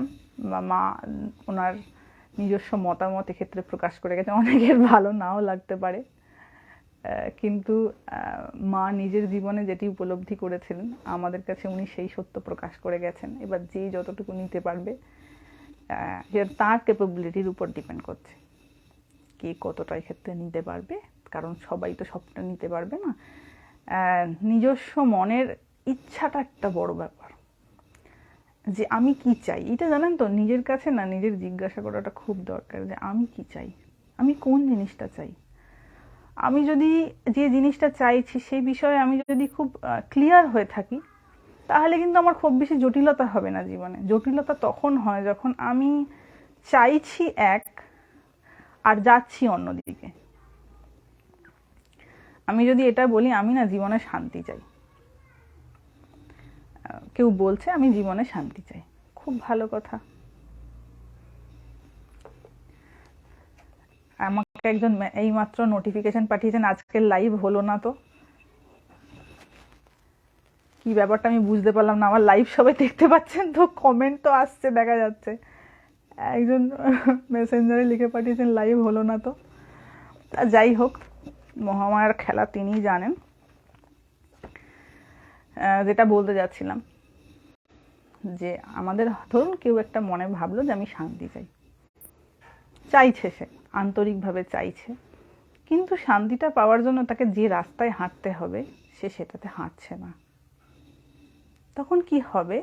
মনে হবে যে আমি আমি শান্তি চাই, আমি পালিয়ে বাঁচতে চাই, কিন্তু বাস্তবিকভাবেই কি আমি পালিয়ে বাঁচতে চাই, না আমি টেম্পোরারি রিলিফ চাই? এই জায়গায় আমার ক্ল্যারিফাইড থাকাটা খুব দরকার, যে আমি কি চাই। আমার যদি মনে হয় যে আমি ভোগস্পৃহায় জীবন কাটাবো, কাটাতেই পারে মানুষ। প্রচুর অপশানস খোলা রয়েছে জীবনে, প্রচুর অপশানস খোলা রয়েছে, এবং সেই অপশানসই বেশি। আপনারা যারা সোশ্যাল মিডিয়ায় স্ক্রোল করেন, যারা আছে, যাদের অ্যাকাউন্ট, যারা ফেসবুক করেন, তারা খুব ভালো করেই জানেন যে কি হয়, কি চলছে এখন বাস্তবিকভাবে জগতে কি চলছে। কিন্তু যারা মনে করেন যে ওই ব্যাপারটাতে কিন্তু ঠিক স্যাটিসফ্যাকশান নেই, এটা একটু অভিজ্ঞতা না থাকলে তো সেন্স করা যাবে না। অল্প বয়স্ক যারা, তাদের সেন্স হবে না। আমাদের পেজে অনেকেই আছে যাদের বয়স কম, 25 বছর, 28 বছর, তারা মেসেজ করেন। আমি তাই ভাবি ভগবানের কত কৃপা যে ওই রকম মানে বৈবাহিক জীবনে প্রবিষ্ট হওয়ার আগেই এত অল্প বয়সে তারা এটা বুঝতে শিখেছেন যে ভগবান আমার আশ্রয়। জেনারেলি এটা খুব অল্প বয়সে এই সেন্সটা আসে না। সেন্সটা কখনো আসে বলুন তো? যখন যদি বাড়ির কালচার থাকে, ছোটবেলা থেকে বাবা মার কাছ থেকে দেখে আসছেন, তারা অনেকটা বোধ করতে পারেন। আর বাকিদের হয় কি, ধরুন জীবন সম্পর্কে একরকম ধারণা নিয়ে বৈবাহিক জীবনে প্রবেশ করা হলো। প্রবেশ করার পর 4-5 বছর, 6 বছর পর যখন দেখা যায় যে আমি যেটা ভেবেছিলাম তেমনটা তো হলো না, এবং আমি দেখছি আমি যত এগিয়ে যাচ্ছি অ্যাকচুয়ালি কিন্তু আমি ফাঁকা, মানে আমি লেবার দিচ্ছি কিন্তু ইন রিটার্ন আমার স্যাটিসফ্যাকশন হচ্ছে না। তখন থেকে প্রশ্ন আসে যে তাহলে কোথায় পাবো এই শান্তি? কারণ আমি যেটাতে ভেবেছিলাম সেটা তো হলো না। আর এই সেন্সটা যার যত তাড়াতাড়ি আসবে, সেটা দুঃখ পেয়ে হোক, আঘাত পেয়ে হোক, যেভাবেই হোক, সে তত তাড়াতাড়ি এই সত্যিটা রিয়েলাইজ করতে পারবে। কারণ জগতে চারিদিকে বাবা যা ইন্দ্রিয় সুখের ব্যবস্থা করা রয়েছে, সেই সমস্ত প্রলোভন কাটিয়ে ভগবানের দিকে মন দেওয়াটা খুব কষ্ট সাপেক্ষ ব্যাপার। এখনকার সমাজ ব্যবস্থায় তো সেটা আরও কঠিন, আরও কঠিন। তার কারণ হচ্ছে কি জানেন তো, এখন এমন একটা পরিস্থিতি, অর্থ এখন আমাদের সমাজে এমন একটা জায়গা নিয়ে ফেলেছে, রাজার জায়গা।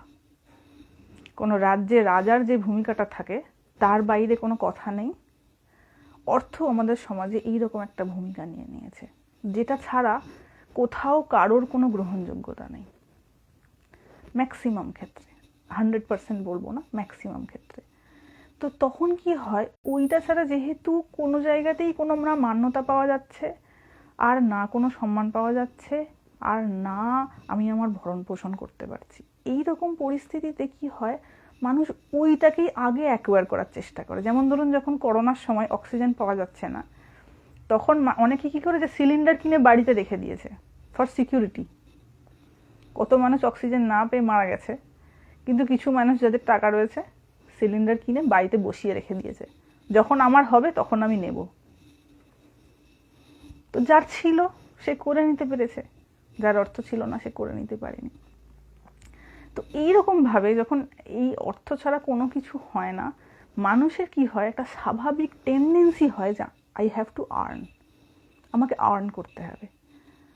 আর্ন যদি আমি না করি তাহলে না আমি শান্তি পাবো, মানে আমার না কোনো জীবনের নিশ্চয়তা থাকবে, না কোনো সিকিউরিটি থাকবে, এবং আমার বাবা মা তাদের সেবা আমি করতে পারবো না, এবং আমার যে সন্তান সন্ততি রয়েছে তাদের আমি ভালো স্কুলে পড়াতে পারবো না। এখন ভালো স্কুলের ডেফিনিশনটা জানেন তো? আগেকার দিনে নর্মাল স্কুলে, সরকারি স্কুলে পড়িয়ে অনেক ভালো রেজাল্ট করেও মানুষ জীবনে অনেক কিছু করতে পারতো, কিন্তু এখনকার দিনে এই পশ্চিমী ভাবনাটা এমনভাবে মানুষকে গ্রাস করে ফেলেছে না, এবং আমাদের সমাজ ব্যবস্থাটা এমন তৈরি হয়ে গেছে যে আমাদের ওই ধরনের টিচিংসই দিতে হবে, এরকম একটা ব্যাপার। কারণ সবটাই এখন ইংরেজি বেসড।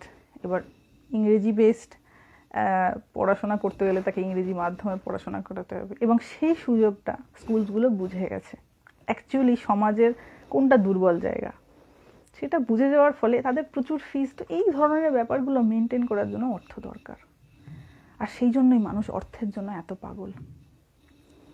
তো এই রকম সমাজ ব্যবস্থার পরিস্থিতিতে এত কিছু বাধা টপকে ভগবানের চিন্তা করা, বলতে হবে ভগবত কৃপা রয়েছে, না হলে হবে না। কারণ সবসময় তো কেউ না কেউ কোনো না কোনো অনিশ্চয়তায় ভুগছে। সে কি করে নিজের দৃষ্টিটা অর্থ থেকে সরিয়ে, সম্পদ থেকে সরিয়ে ভগবানের দেবে কখন? এবং এই জন্যই এটা কলিকাল। কলিকালের ডেসক্রিপশানই এটা ছিল, যে অনেক সময় দেখা যায় যে কোনো সাধু সন্ন্যাসী, ম্যাক্সিমাম ক্ষেত্রেই দেখা যায় যে এই অর্থের লালসায় আটকে পড়েছেন। কারণ সমাজ ব্যবস্থাটাই তো এমন, ব্যবস্থাটা এমন তৈরি করা হয়েছে যে তুমি যেন তেন প্রকারে না তোমাকে আর্ন করতে হবে সেটা। এবার ধরুন কেউ সহজে পারছে না, তখন সে কি করবে? সে তখন ভুল রাস্তা নেবে, কারণ সে সোজা পথে গিয়ে দেখতে আমি পারছি না, তখন সে বাঁকা পথটা অবলম্বন করবে। মানে সে বাঁকা পথ অবলম্বন করতে বাধ্য হয়ে যাবে যদি বিবেক স্ট্রং না থাকে, যদি ভেতরে অনেস্টি স্ট্রেংথ না থাকে, বিবেক না থাকে, খুব পাওয়ারফুল বিবেক না থাকে, তখন সে কিন্তু কি করবে? এই ভুল পথে গিয়ে আর্ন করার চেষ্টা করবে।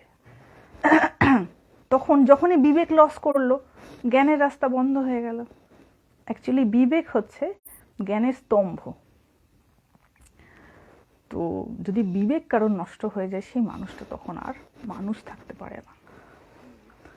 তো এই সব কারণের জন্য হয় কি আমাদের, মানে যে কারণের জন্য এটা বলা যে অন্যান্য জায়গা থেকে দৃষ্টি সরিয়ে ভগবানের দিকে দৃষ্টি রাখাটা খুব কঠিন।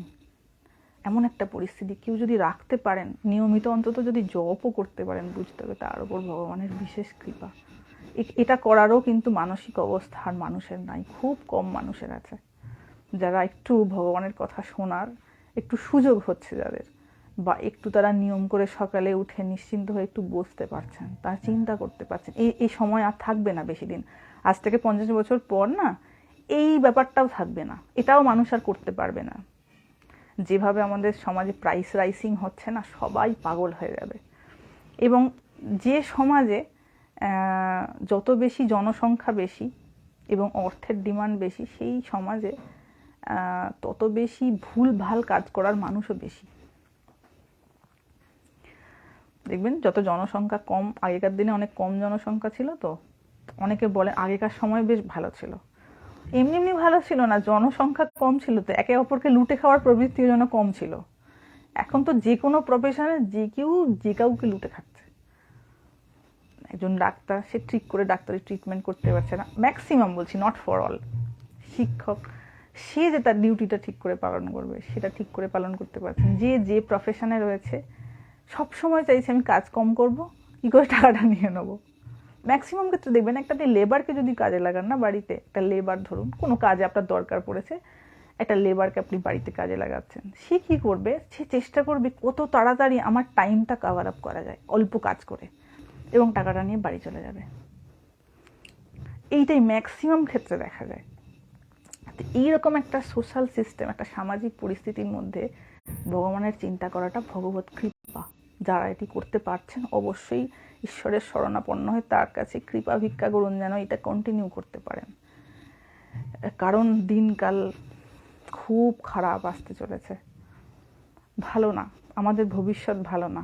অন্তত যারা একটু ভগবানকে নিয়ে ধরতে পারছেন না, তারা তবু একরকম করে মানে কোনো রকমের ধাক্কা ধুকি খেয়ে এদিক ওদিক করতে করতে করতে করতে পার হয়ে যাবে। কিন্তু যারা শ্রী ভগবানকে ধরে নিই আজকের প্রজন্মদের, তাদের যে কি কি বিভীষিকাময় পরিস্থিতি আসতে চলেছে না, কোনো কল্পনাই কেউ করতে পারবে না। কল্পনা করাটা খুব কঠিন। যারা অল্প বয়স্ক রয়েছেন, যারা এখনো 20-30 বছর বাঁচবে আর কি, তারা দেখতে পাবে এই বিভীষিকাময় পরিস্থিতি। তার মধ্যে মানে একটু আমাদের সমাজ ঠিকঠাক থাকতে থাকতে, একটু শারীরিক অবস্থা ব্যালেন্স থাকতে থাকতে যত তাড়াতাড়ি ভগবানকে জীবনে দৃঢ়ভাবে প্রতিষ্ঠা করা যায়, তার তত ভালো সম্ভাবনা রয়েছে যে মানে ঠিকঠাক থাকতে থাকতে শরীরটা চলে যাবে। লালসা মানুষের খুবই বেড়ে গেছে। লালসা ব্যাপারটা হচ্ছে কি, দেখুন মানে মাল্টিপ্লিকেশন হারে, যেমন ইন্টারেস্টের ওপর ইন্টারেস্ট, তার ওপর ইন্টারেস্ট, তার ওপর ইন্টারেস্ট হতে হতে কি হয়, প্রচুর ইন্টারেস্ট হচ্ছে তোমার আসলের থেকে বেশি ইন্টারেস্ট হয়ে যায়। তো হয় ধরুন কোনো লালসাপূর্ণ মানুষের কোনো সন্তান হলো, সে যুগের এবং সময়ের প্রভাবে আরও বেশি লালসাপূর্ণ হবে। তার আরেকটা সন্তান হলো, ব্যতিক্রমটা ব্যতিক্রম, সেটা আমি ছেড়ে দিচ্ছি, ওটা ধরছি না, কারোর ব্যতিক্রম হতেই পারে, কিন্তু ম্যাক্সিমাম ক্ষেত্রে দেখা যায় যে কিছুটা হলেও মিল আছে, স্বভাবের মিল আছে, লাইকিং ডিসলাইকিংয়ের মিল আছে। তো এইরকম ব্যাপার হতে থাকে, মাল্টিপ্লিকেশন হারে এটা বাড়তে থাকে। তো লালসা বেড়ে যাওয়ার একটাই কারণ, সেটা হচ্ছে যে লালসার জায়গা থেকে যদি উদ্ভূত হওয়া হয়, লালসা তো বাড়বেই। জেনারেশন ওয়াইজ তো এটা ইনক্রিজ করছে না, সবাই নিজের সুখ নিয়ে ব্যস্ত, কারোর কোনো দায় নেই কে বাঁচলো, কে মরলো, কে ভালো থাকলো না থাকলো। ভালো মানুষ আছেন, অবশ্যই আছেন, না হলে তো এই সৃষ্টি চলতো না।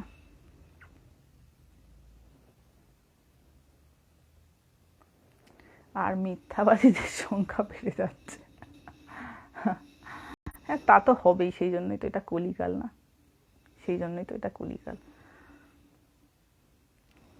আপনার বোঝানো এত ভালো যে ছাড়তে ইচ্ছে করে না, তাই।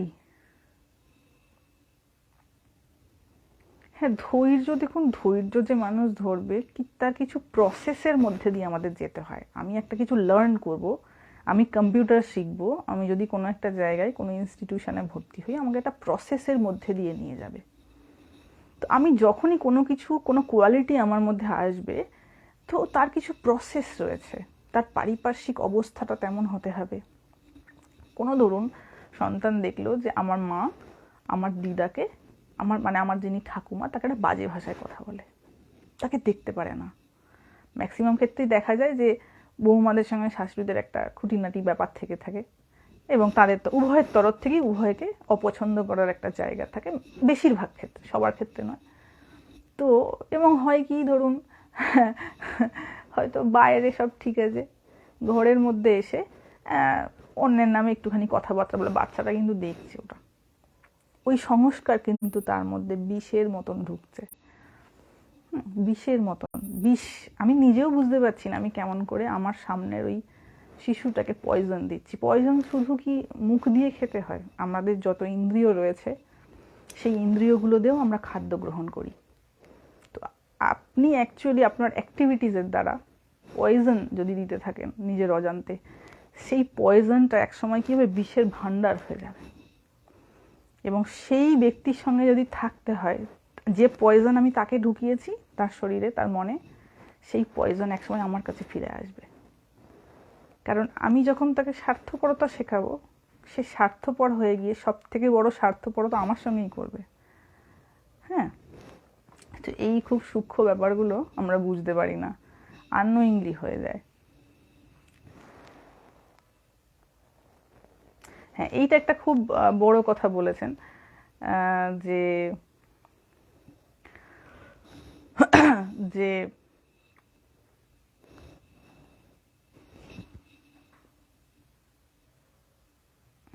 এক মিনিট, যে যে উন্নত ধরুন পার্সনসরা যেখানে রয়েছে, যেখান থেকে কিছু শেখা যায়। আমি আগেও বলেছি, দু ধরনের মানুষের সংস্পর্শে আমরা যাই, যারা হচ্ছে এনার্জি সাকার, আর একটা হচ্ছে এনার্জি গিভার। যাদের সঙ্গে মিশলে আমরা বোধ করি যে আই এম গেটিং সামথিং, আমি কিছু পাচ্ছি। জীবনে বাঁচার খোরাক পাচ্ছি, বেঁচে থাকার রসদ পাচ্ছি। কি পাচ্ছি সেটা আমি এরকমভাবে বলছি, কিন্তু অরিজিনালি আমি সেটা বুঝতে পারছি, বাট আই ফিল গুড, আমার ভালো লাগছে সেটা, সেই সেই সঙ্গটাতে গিয়ে আমার ভালো লাগছে। আরেক প্রকারের মানুষ থাকবে যাদের সঙ্গে আপনি মিশবেন, মিশে আসার পর যখন ঘরে আসবেন মনে হবে ইস কেমন একটা মনটা খারাপ লাগছে, ভালো লাগছে না, ফিলিং সো ডিপ্রেসড।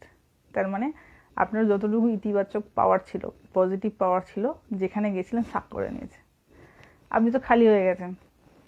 খালি হয়ে যাওয়ার পর কী হয়েছে, সব বাজে ফিল হচ্ছে, কনফিডেন্স লোয়ার লাগছে, ভালো লাগছে না, ফিল গুড হচ্ছে না, এবং ড্রেন্ড লাগছে, নিজেকে মেন্টালি ড্রেন্ড হয়ে গেছি এরকম ফিল হচ্ছে। তো এই দু ধরনের মানুষের সঙ্গে আমরা মিশি, যাদের থেকে আমরা কিছু পাই পজিটিভিটি, আর সেকেন্ড টাইপ হচ্ছে কিছু নেগেটিভ মানুষ যারা আমাদের থেকে পজিটিভিটি সাক করে নেয়। তো এইরকম পরিবেশে আমাদের থাকতে হবে যেখান থেকে আমাদের কিছু শেখার আছে। এটাই মানুষ ভুলে যায়, যে আমি কোথা থেকে কিছু শিখতে পারি, আমার কাছে যেটা নেই আমি সেটা পাবো। আমি তো এমন জায়গায় যাব যেটা আমার কাছে নেই। আমরা কোনো দোকানে যখন কোনো কিছু কিনতে যাই, আমরা সেই দোকানে যাই যে দোকানে এমন জিনিস পাওয়া যায় যেটা আমার কাছে নেই, তবেই তো আমি দোকানে গিয়ে কিনতে যাচ্ছি। মানুষও কিন্তু সেরকম, যখন আমরা আমাদের থেকে উন্নত মানুষের সঙ্গে মিশবো না, তখন সেই উন্নত গুণাবলীগুলো আমার মধ্যে আসবে, এবং উন্নত গুণাবলীগুলো যখন আসবে তখন আমার চিন্তা ভাবনা উন্নত হবে। চিন্তা যত উন্নত হবে আমার সংস্কার উন্নত হবে, সংস্কার যত উন্নত হবে আমার কর্ম তত উন্নত হবে, আমার কর্ম যদি উন্নত হয় কর্মের ফল তত উন্নত হবে, এবং সেটা আমাকে অত্যন্ত স্যাটিসফ্যাকশন দেবে, পিস দেবে।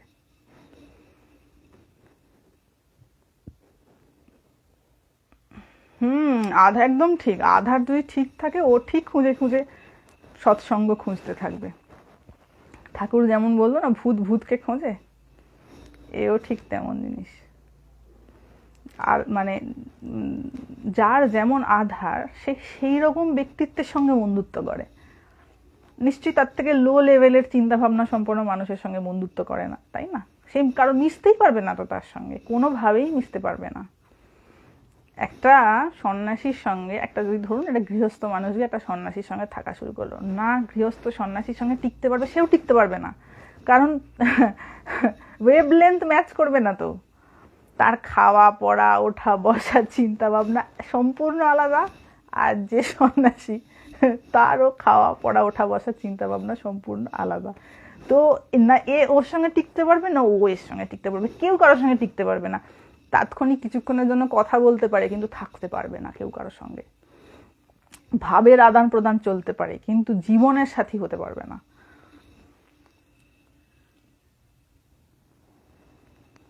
হ্যাঁ, নিজেকে এনরিচড করার একটা জায়গা, আর এইটা না আপনাকে কেউ করে দেবে না। সব থেকে বড় কথা হচ্ছে আপনি উন্নতি জীবনে করলেন কিনা এটা নিয়ে কারোর কোনো মাথা ব্যথা নেই, এটা আগে বুঝে নিতে হবে। আমাকে নিজের উন্নতি নিজেকেই করতে হবে, সেইখান থেকে উন্নত জিনিসের সার্চ শুরু হবে। আর বাবা সত্যি কথা বলতে কি, সেন্সুয়াস বা ইন্দ্রিয় সুখ ভোগের 100টা রাস্তা ফাঁকা থাকলে একটা ভগবানের পথে যাওয়ার রাস্তাও ফাঁকা থাকে। এবার আমার চয়েস, অ্যাকচুয়ালি হচ্ছে আমাদের চয়েস, আমরা কি চাই। ভগবানের অহৈতুকী কৃপা কি? ভগবানের অহৈতুকী কৃপা হচ্ছে যেটার কোনো হেতু থাকে না। এই যে তিনি আমাদেরকে জীবিত রেখে দিয়েছেন, তার কি হেতু, তার কি চাই, কি পারপাস আছে? কিন্তু আমরা দিব্যি বেঁচে আছি। অনেকে আছেন যার তার নামও করে না। ভগবানের কথায় অনেকের খুব বিরক্তি হয়। আমাকে অনেকে মেসেঞ্জারে লিখে পাঠান, আপনি এত জ্ঞান দেন কেন? ভাবুন, জ্ঞানেতেও তার কষ্ট। জ্ঞান হচ্ছে অগ্নিস্বরূপ, যেটা আলো দেবে।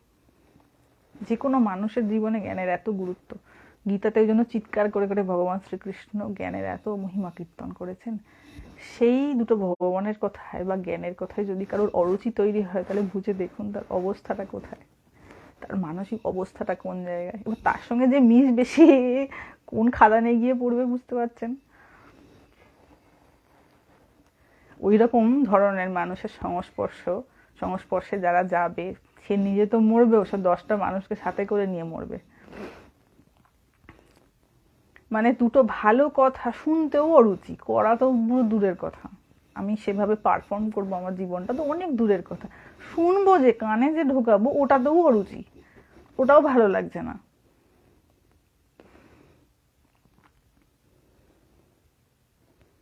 হরিওম। শুনতে পাচ্ছে তো? উনি কার কথা বলছেন বুঝলাম না। এটা নেটের প্রবলেম হচ্ছে না তো? আপনি কত মানুষকে মোটিভেট করছেন। দেখুন, সত্যি কথা বলতে কি, আমি মোটিভেট করছি না, সত্যি বলছি, আমি মোটিভেট করছি না। আমি যেটা বুঝেছি মনে হয়েছে সেটা শুধু বলছি। কারণ মোটিভেট হওয়ার হলে হবে, না হওয়ার হলে না হবে,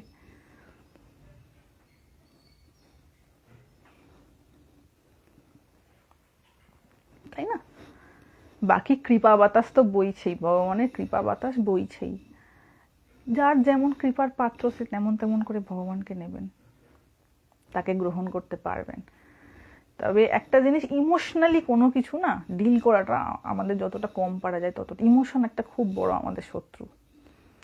ইমোশনটা তখন শত্রু হয়ে যায় যখন সেটাকে আমরা নিয়ন্ত্রণ করতে পারি না। ইমোশন যখন আমাদের নিয়ন্ত্রণ করতে শুরু করে দেয়, তো এই জিনিসটা অধ্যাত্ম পথের একটা খুব বড় বাধা। এবং মান, এই এক বিরাট বাধা, হিমালয় পাহাড়ের সমান বাধা। মান আমাদের বড় সমস্যার। ঠাকুর এই নিয়ে বিভিন্ন রকমভাবে বুঝিয়ে বলেছেন। মান্যতা পাওয়ার যে অভিমান, মান্যতা পাওয়ার যে চাহিদা, সেইখানে আমরা নিজেদেরকে দাস বানিয়ে রেখে দিয়েছি। আমরা তার দাসত্ব করছি না।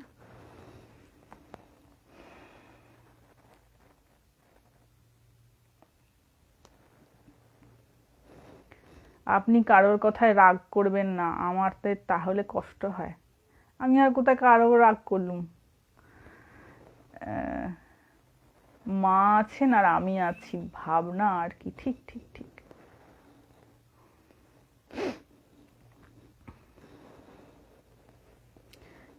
হরিওম মাতাজি। নেগেটিভ মানুষের থেকে কিভাবে নিজেকেই রক্ষা পাবো? নেগেটিভ মানুষের সঙ্গ ত্যাগ করুন, তাই না? সঙ্গ ত্যাগ করতে হবে আমাদের। সঙ্গটা সৎসঙ্গে বলে না, সৎসঙ্গে স্বর্গবাস। তাই যত সৎসঙ্গ হবে দেখবেন আপনার জীবনটাই পাল্টে গেছে।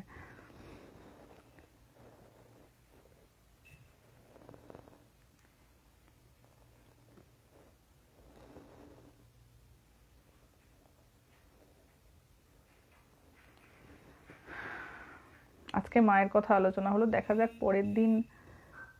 পরের দিন অন্য কিছু নিয়ে একটা আলোচনা হবে। পরের শনিবার হবে লাইভ। হ্যাঁ, পরের শনিবার আমি পোস্ট করে দেবো, পরের শনিবার হবে।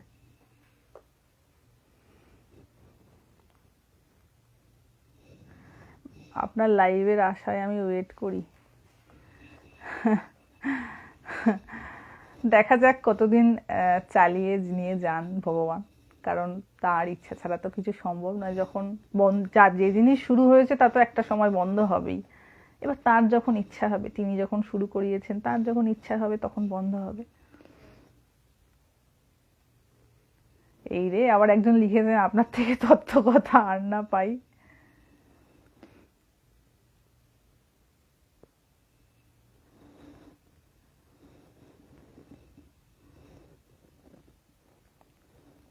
দেখা যাক, একটু অল্টারনেটিভ করে বললে কি হবে, বিভিন্ন ধরনের কথাবার্তার মধ্যে দিয়ে গেলে বেশ ভালো লাগবে। কখনো স্বামীজি, কখনো ঠাকুর, কখনো গীতা।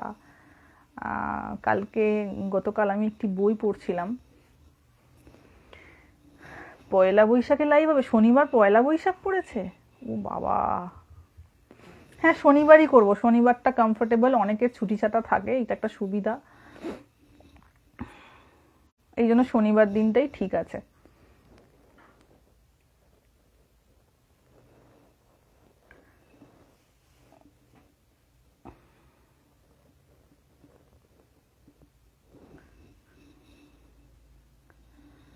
আচ্ছা আচ্ছা আচ্ছা আচ্ছা আচ্ছা। আমার কাজ হচ্ছে বাবা দুটো ভগবানের কথা বলা, কারণ ওটা আমার সাবজেক্ট, ওটা আমার, ওই বিষয়টা হচ্ছে আমার জীবনের বিষয়। তো এখন এরকম একটা সিচুয়েশন তৈরি হয়েছে, আমাদের পেজের ছানাপোনারা বলেন মাতাজি লাইভ করুন, কিছু ভগবানের কথা বলুন, তাই বলা হয়। বাকি যে কোনো জিনিসের, যে কোনো সৎ জিনিসের যতটা তাড়াতাড়ি আমরা কোনো উপযোগিতার জায়গায় নিয়ে চলে আসতে পারবো না, তত আমাদের ভালো। কারণ সময় বড় কঠিন, বড় কঠিন। সময় কখন কার কিভাবে টার্ন করে যাবে না, আর সুযোগ থাকে না তখন। তাই মানে সঠিক সময় থাকতে থাকতে সেটা সৎ ব্যবহার করে ফেলা। একটুখানি আমি সুযোগ পাচ্ছি, সেই সময়টা ফালতু ব্যবহার না করে আমি একটা আমার নিজের জন্য কিছু করে নিই।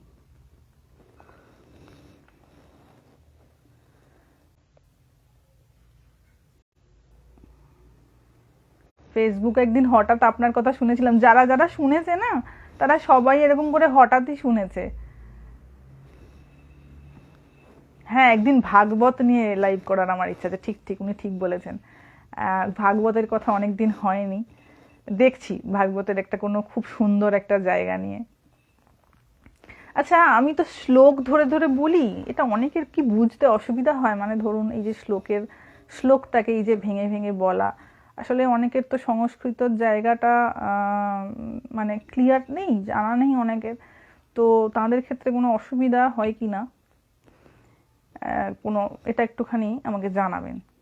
যদিও ভগবদ গীতা এর অর্থ কি সেইটাতে আমি জানাতে বলেছিলাম, অনেকেই বলেছেন না ঠিক আছে। যারা মান্যতা পেতে চায় তারা পায় না, আর যারা চায় না তারা পায়।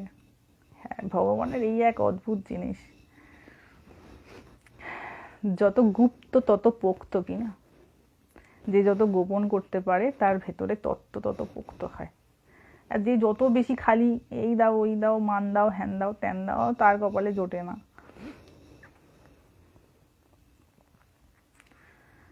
কারণ শ্লোক, ভাগবতটা যেখানে বলবো সেখানে দেখুন একদিকে রয়েছে শ্লোক, একদিকে রয়েছে বাংলা ট্রান্সলেশন, ঠিক আছে? তো শ্লোকটা বললে কি হয়, তার একটা আলাদা বিউটি আছে, যেটা আমার মনে হয় হাজার হোক আমাদের ডিভাইন ল্যাঙ্গুয়েজ তো তো সেইখান থেকে বললে আমি নিজে পার্সোনালি খুব সেটা আস্বাদন করি, আমার খুব সেটা খুব ফ্লেভারটা আমার ভালো লাগে। তো ওই জন্য আমি ওইভাবে বলার চেষ্টা করি।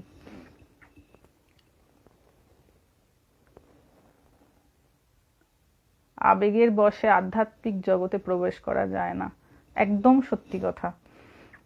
ওই জন্য যারাই আমাকে অনেকে বলেন মা আমি সাধু হতে চাই, আমি তাদেরকে বলি আগে একটু দাঁড়াও, আগে দাঁড়াও একটুখানি, একটু শান্ত হও। কারণ কি কি সমস্যার সম্মুখীন হতে হবে সেই বিষয়ে এখনো কোনো সেরকম নলেজ নাই। তো তাই আবেগের জায়গাটা কমে গিয়ে যত রিজনিং এর জায়গা আসবে, যত বিচার প্রবণতা আসবে, স্বচ্ছতা আসবে বুদ্ধির, তত সেই ব্যাপারটা ধরে রাখতে পারবে।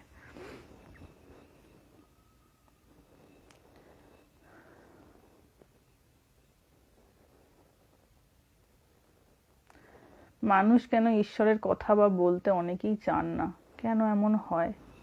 দেখুন,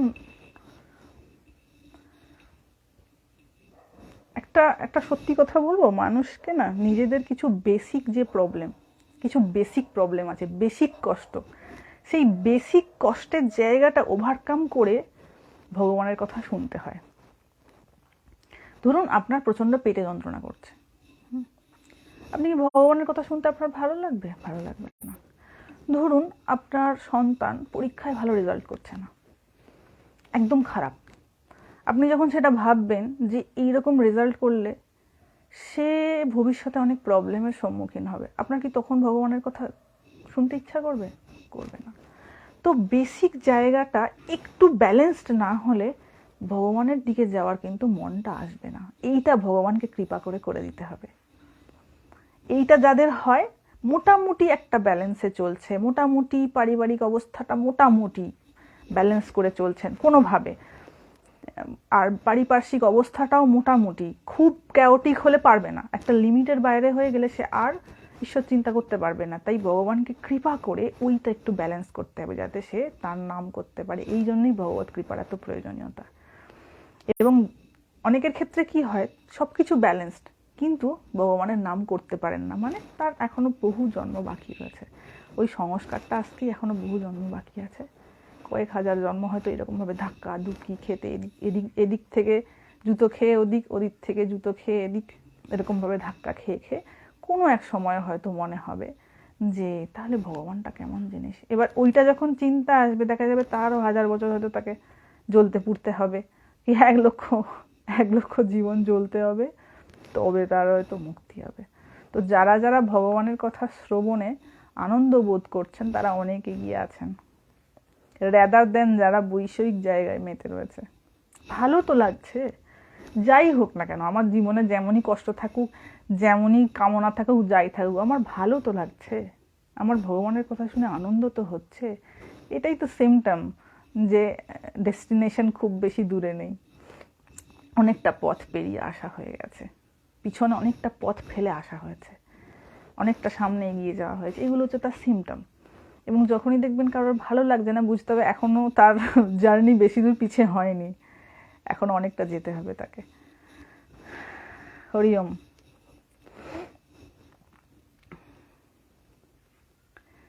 তো এই হচ্ছে ব্যাপার। তো এটাও কিছু কম নয় যে ধরুন ইন্টারনেট, আমি আগেও বলেছি এটা, ইন্টারনেটে অনেক জিনিস আছে, আমরা এটা ওটা সেটা দেখে টাইম ওয়েস্ট করতে পারি, কিন্তু অনেকে আছেন দেখেছি যারা ভগবানের কথা কোথায় কে বলছেন, কোনো সাধু মহারাজ বলছেন, কোথাও ডেসক্রিপশন হচ্ছে সেখানে শুনছেন, এই যে তাদের ইচ্ছাটা বা প্রবণতাটা তৈরি হয়েছে, এটাই কম কি? এটাও তো অনেক। এখনকার যেখানতে সবাইয়ের হৃদয় জ্বলছে, ম্যাক্সিমাম মানুষের হৃদয় দাউ দাউ করে জ্বলছে কোনো না কোনো অতৃপ্তিতে, যে কোনো অতৃপ্তি হোক না কেন, সেটা হয় অসুস্থতার যন্ত্রণা, নয় প্রিয়জন হারানোর যন্ত্রণা, নয় কে কাউকে চিট করে দিয়েছে তার যন্ত্রণা, নয় কারোর বাড়ি নেই সে ইনসিকিওর সেই যন্ত্রণা, নয় কারোর জীবনে কেউ ভালোবাসার লোক নেই সেই অতৃপ্তি, কেউ না কেউ কোনো না কোনো যন্ত্রণায় জ্বলছে। তো এই পরিস্থিতিতে দাঁড়িয়ে যারা শ্রী ভগবানের অন্তত একটু চিন্তা করতে পারছেন, তাদের উপর অবশ্যই ভগবানের কৃপা রয়েছে। আজ ফেসবুকে আপনাকে প্রথম দেখলাম, ভীষণ ভালো লাগলো, ধন্যবাদ। যারা ভগবানকে বেশি ভক্তি করে তাদেরই কি সংসারে বেশি কষ্ট হয়? দেখুন, কষ্ট বোধটা না ডিপেন্ড করছে আমি কতটা সেই জিনিসটাতে ইনভলভ আছি।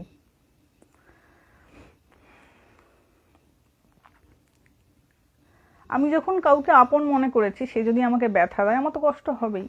আর জ্ঞানটা খুব দরকার যে আমি কতটুকুন ওই জায়গাটায় ইনভলভ হব। এবং যখন না, দেখুন এই ধরুন কারোর বুদ্ধি রয়েছে, সেই বুদ্ধির পিছনে বিবেকের দরজাটা যখন খোলা থাকবে, সেই বিবেক বলে দেবে যে আমি কতটা শোক করব। ওই জন্য দেখুন অর্জুন যখন শোক করছে তার প্রিয়জনের জন্য, ভগবান শ্রীকৃষ্ণ গীতায় বলছেন অসচ্চান অনু অসচতম প্রজ্ঞাবাদান চ ভাষাসে, মানে যাদের জন্য শোক করা উচিত নয় তুমি তাদের জন্য শোক করছো, আবার পণ্ডিতের মতো কথা বলছো। তুমি যেটার জন্য শোক করছো বা যেটাতে তুমি ইনভলভ হচ্ছ, সেটা কি আদৌ তোমার ইনভলভমেন্টের যোগ্য? এইটা ঠিক করে দেয় এই পিছনের বিবেকটা। বিবেক হচ্ছে বুদ্ধির সেই স্বচ্ছ অবস্থা, যেটা কোনটা কি কোনটা কতটা এইটা জাজ করে বলে দেয়। আমাদের কি হয়, ওইটা পুরো ল্যাপটা থাকে, ম্যাক্সিমাম জনের এত মোহগ্রস্ত থাকে যে যেদিকে পাচ্ছে ভালো লাগছে সেই দিকে ইনভলভ হয়ে যায়। কষ্ট তখনই পেতে হয়, তখনই আমাদের কষ্ট পাওয়ার জায়গাটা তৈরি হয় যে আমি যে শোক করছি এটা কতটা আমার শোক করার উপযুক্ত, আদৌ কি আমার এটা নিয়ে পড়ে থাকাটা উচিত নাকি উচিত না। যে মানুষ যতটা সহজে তার সামনে আসা যে কোনো শোকের যে ওয়েব, শোকের যে চিন্তা, সেটাকে পাস করে দিয়ে এগিয়ে যেতে পারে, ঠিক দেখবেন নৌকা, যে যতটা ভালো নৌকা চালাতে পারে না, সে তত তাড়াতাড়ি নৌকাটাকে, হাজার ঝড় বইছে কিন্তু ঠিক নৌকাটাকে পাশ কাটিয়ে স্রোতের মাঝখান দিয়ে তীরে লাগিয়ে দেবে। এও হচ্ছে সেরকম জিনিস। দুঃখ তো আসবেই, শোক তো আসবেই। আমি মনে মনে যেটা ভেবেছি সেটা হবে এমন কি কোথাও লেখা রয়েছে? বিবেকটা মাপা যায় কি করে? তার কর্ম বলে দেবে তার বিবেক কিরকম, তার জীবন বলে দেবে না, জীবন বলে দেবে। যখন আমার কাছে এই জিনিসটা স্পষ্ট হবে যে আমি যে দুঃখ পাচ্ছি বা আমি কোনো বিষয় নিয়ে আলোচনা করছি, ধরুন কেউ কোনো বিষয় নিয়ে আলোচনা করছে, সেটা ভগবত বিষয়ক নয়, প্রথমেই তার পিছনে যে রিজনিং ফ্যাকাল্টি রয়েছে, তার বুদ্ধির যে বিচার প্রবণতা, তাকে এটা জিজ্ঞাসা করবে, আচ্ছা আমি যে এই বিষয়টা নিয়ে ঘন্টার পর ঘন্টা ডিসকাস করছি, এটা থেকে আমার কিছু পাওয়ার আছে। এই যারা মুভি দেখে, কোনো লার্নিং যদি কোনো কিছুতে হয় ঠিক আছে, ধরুন লার্নিং নেই, টাইম পাস করছে, এই যে বুদ্ধিটা না ভোঁতা হয়ে গেছে, যাকে বলে ব্লান্ট ইন্টেলেক্ট, কখনোই তার মনের মধ্যে এইটা আসছে না যে আমি যেটা করছি এইটা আমার জীবনে কি কাজে লাগবে, মানে এটা আমার কোন কাজে লাগবে, আমার জীবনটাকে উৎকর্ষতার দিকে এগিয়ে নিয়ে যেতে বা উন্নতির দিকে এগিয়ে নিয়ে যেতে এটা আমার কোন কাজে লাগবে। আনসার আসবে কোনো কাজে লাগবে না। তাহলে আমি কেন এটার পিছনে সময় নষ্ট করছি? উত্তর আসবে এমনি। এই এমনি পার্টিগুলো জলে বেশি।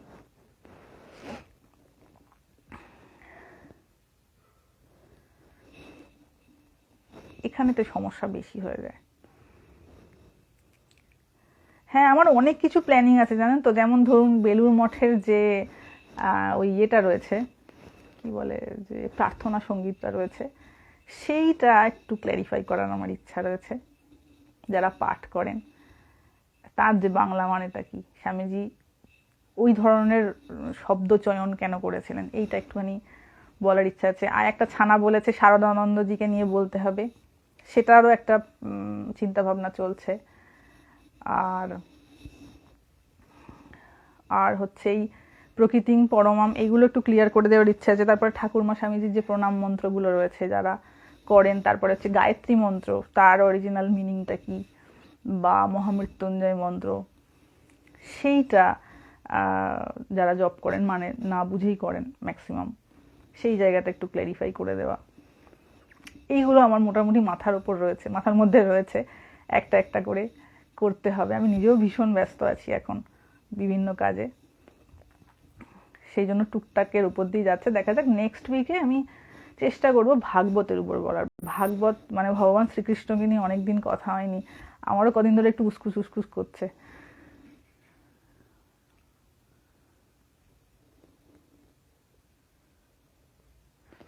ডিট্যাচমেন্ট আর নিরাসক্তি কিভাবে আনবো? দেখো বাবা, ডিট্যাচমেন্ট যদি তোমাকে শিখতে হয় না, তার সব থেকে সুন্দর উপায় আমি বলবো সাধু সঙ্গ করো।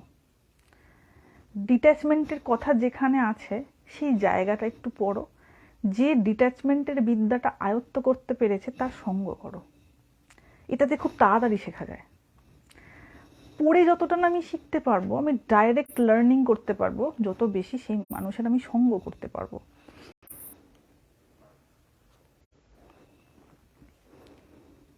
সংস্কার কি পাল্টানো যায়? যায় যায় যায়।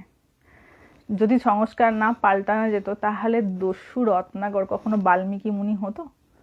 সেটা হয়তো মানে পসিবিলিটিস অনেক কম থাকে, কিন্তু হওয়া যায়, সম্ভব। হ্যাঁ, দেখা যাক কতটা কি বলতে পারি আমি। আমার নিজেরও সুস্থতার উপর অনেক কিছু ডিপেন্ড করছে। দেখা গেল আমি আজকে বললাম এখানে এত ভূমিকম্প হচ্ছে, এত উত্তরাখণ্ডে এত ভূমিকম্প হচ্ছে, কদিন ধরেই মাঝরাত্রে দেখি ডুর করে নড়ছে বিছানাটা, হালকা নড়ে, মাঝে মাঝেই তো নড়ে এখানে ভূমিকম্প। একটুখানি বড় মাত্রার হয়ে গেলে বেশ ধপাস করে উল্টে পড়ে যাব। তো যেটা আজ হচ্ছে সেটা আজ পর্যন্তই থাক, যতটুকুন আজ পাওয়া হলো ওটুকুনি পাওয়া হলো। ভবিষ্যতে কি পাওয়া হবে কি না পাওয়া হবে ওটা সম্পূর্ণ ভগবানের হাতে, আমাদের হাতে কিছু নেই। অনেকটা সময় গেল। হ্যাঁ, ভাগবতের উপরেতে বলার ইচ্ছা রয়েছে। শিবানন্দজিকে নিয়ে অন্য একদিন বলবো। হ্যাঁ, শিবানন্দজির অনেক সুন্দর সুন্দর কথা রয়েছে, তত্ত্বজ্ঞানের কথা। উনি অনেক উচ্চ মার্গের সাধক ছিলেন।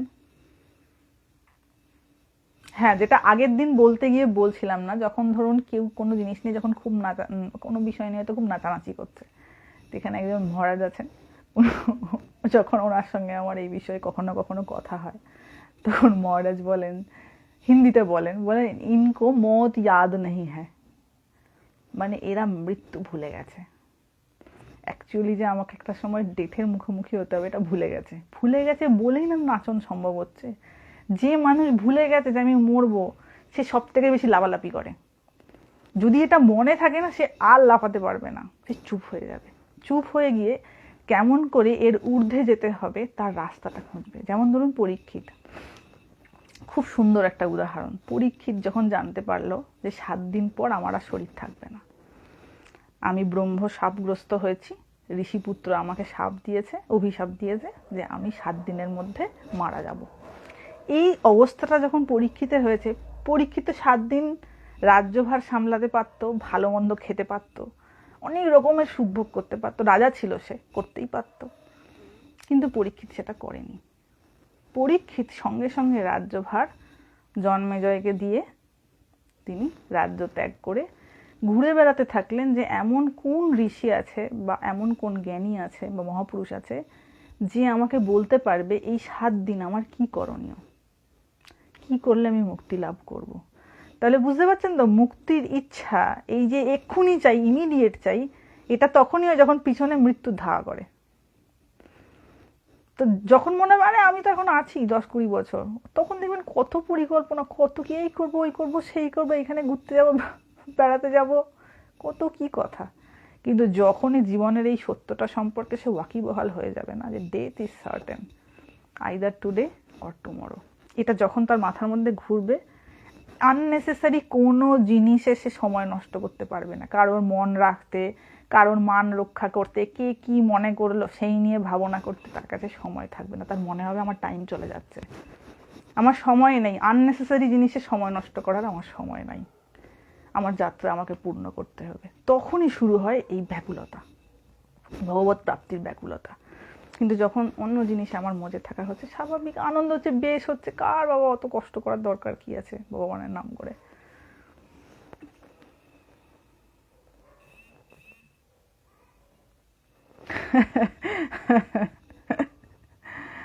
এগুলো নিয়ে পরে বলবো, হ্যাঁ, কেমন করে গীতা পাঠ করতে হয়, এগুলো নিয়ে পরে আলোচনা হবে, ঠিক আছে? আপাতত লাইভটা শেষ করছি, সবাই ভালো থাকবেন, হরি ওম।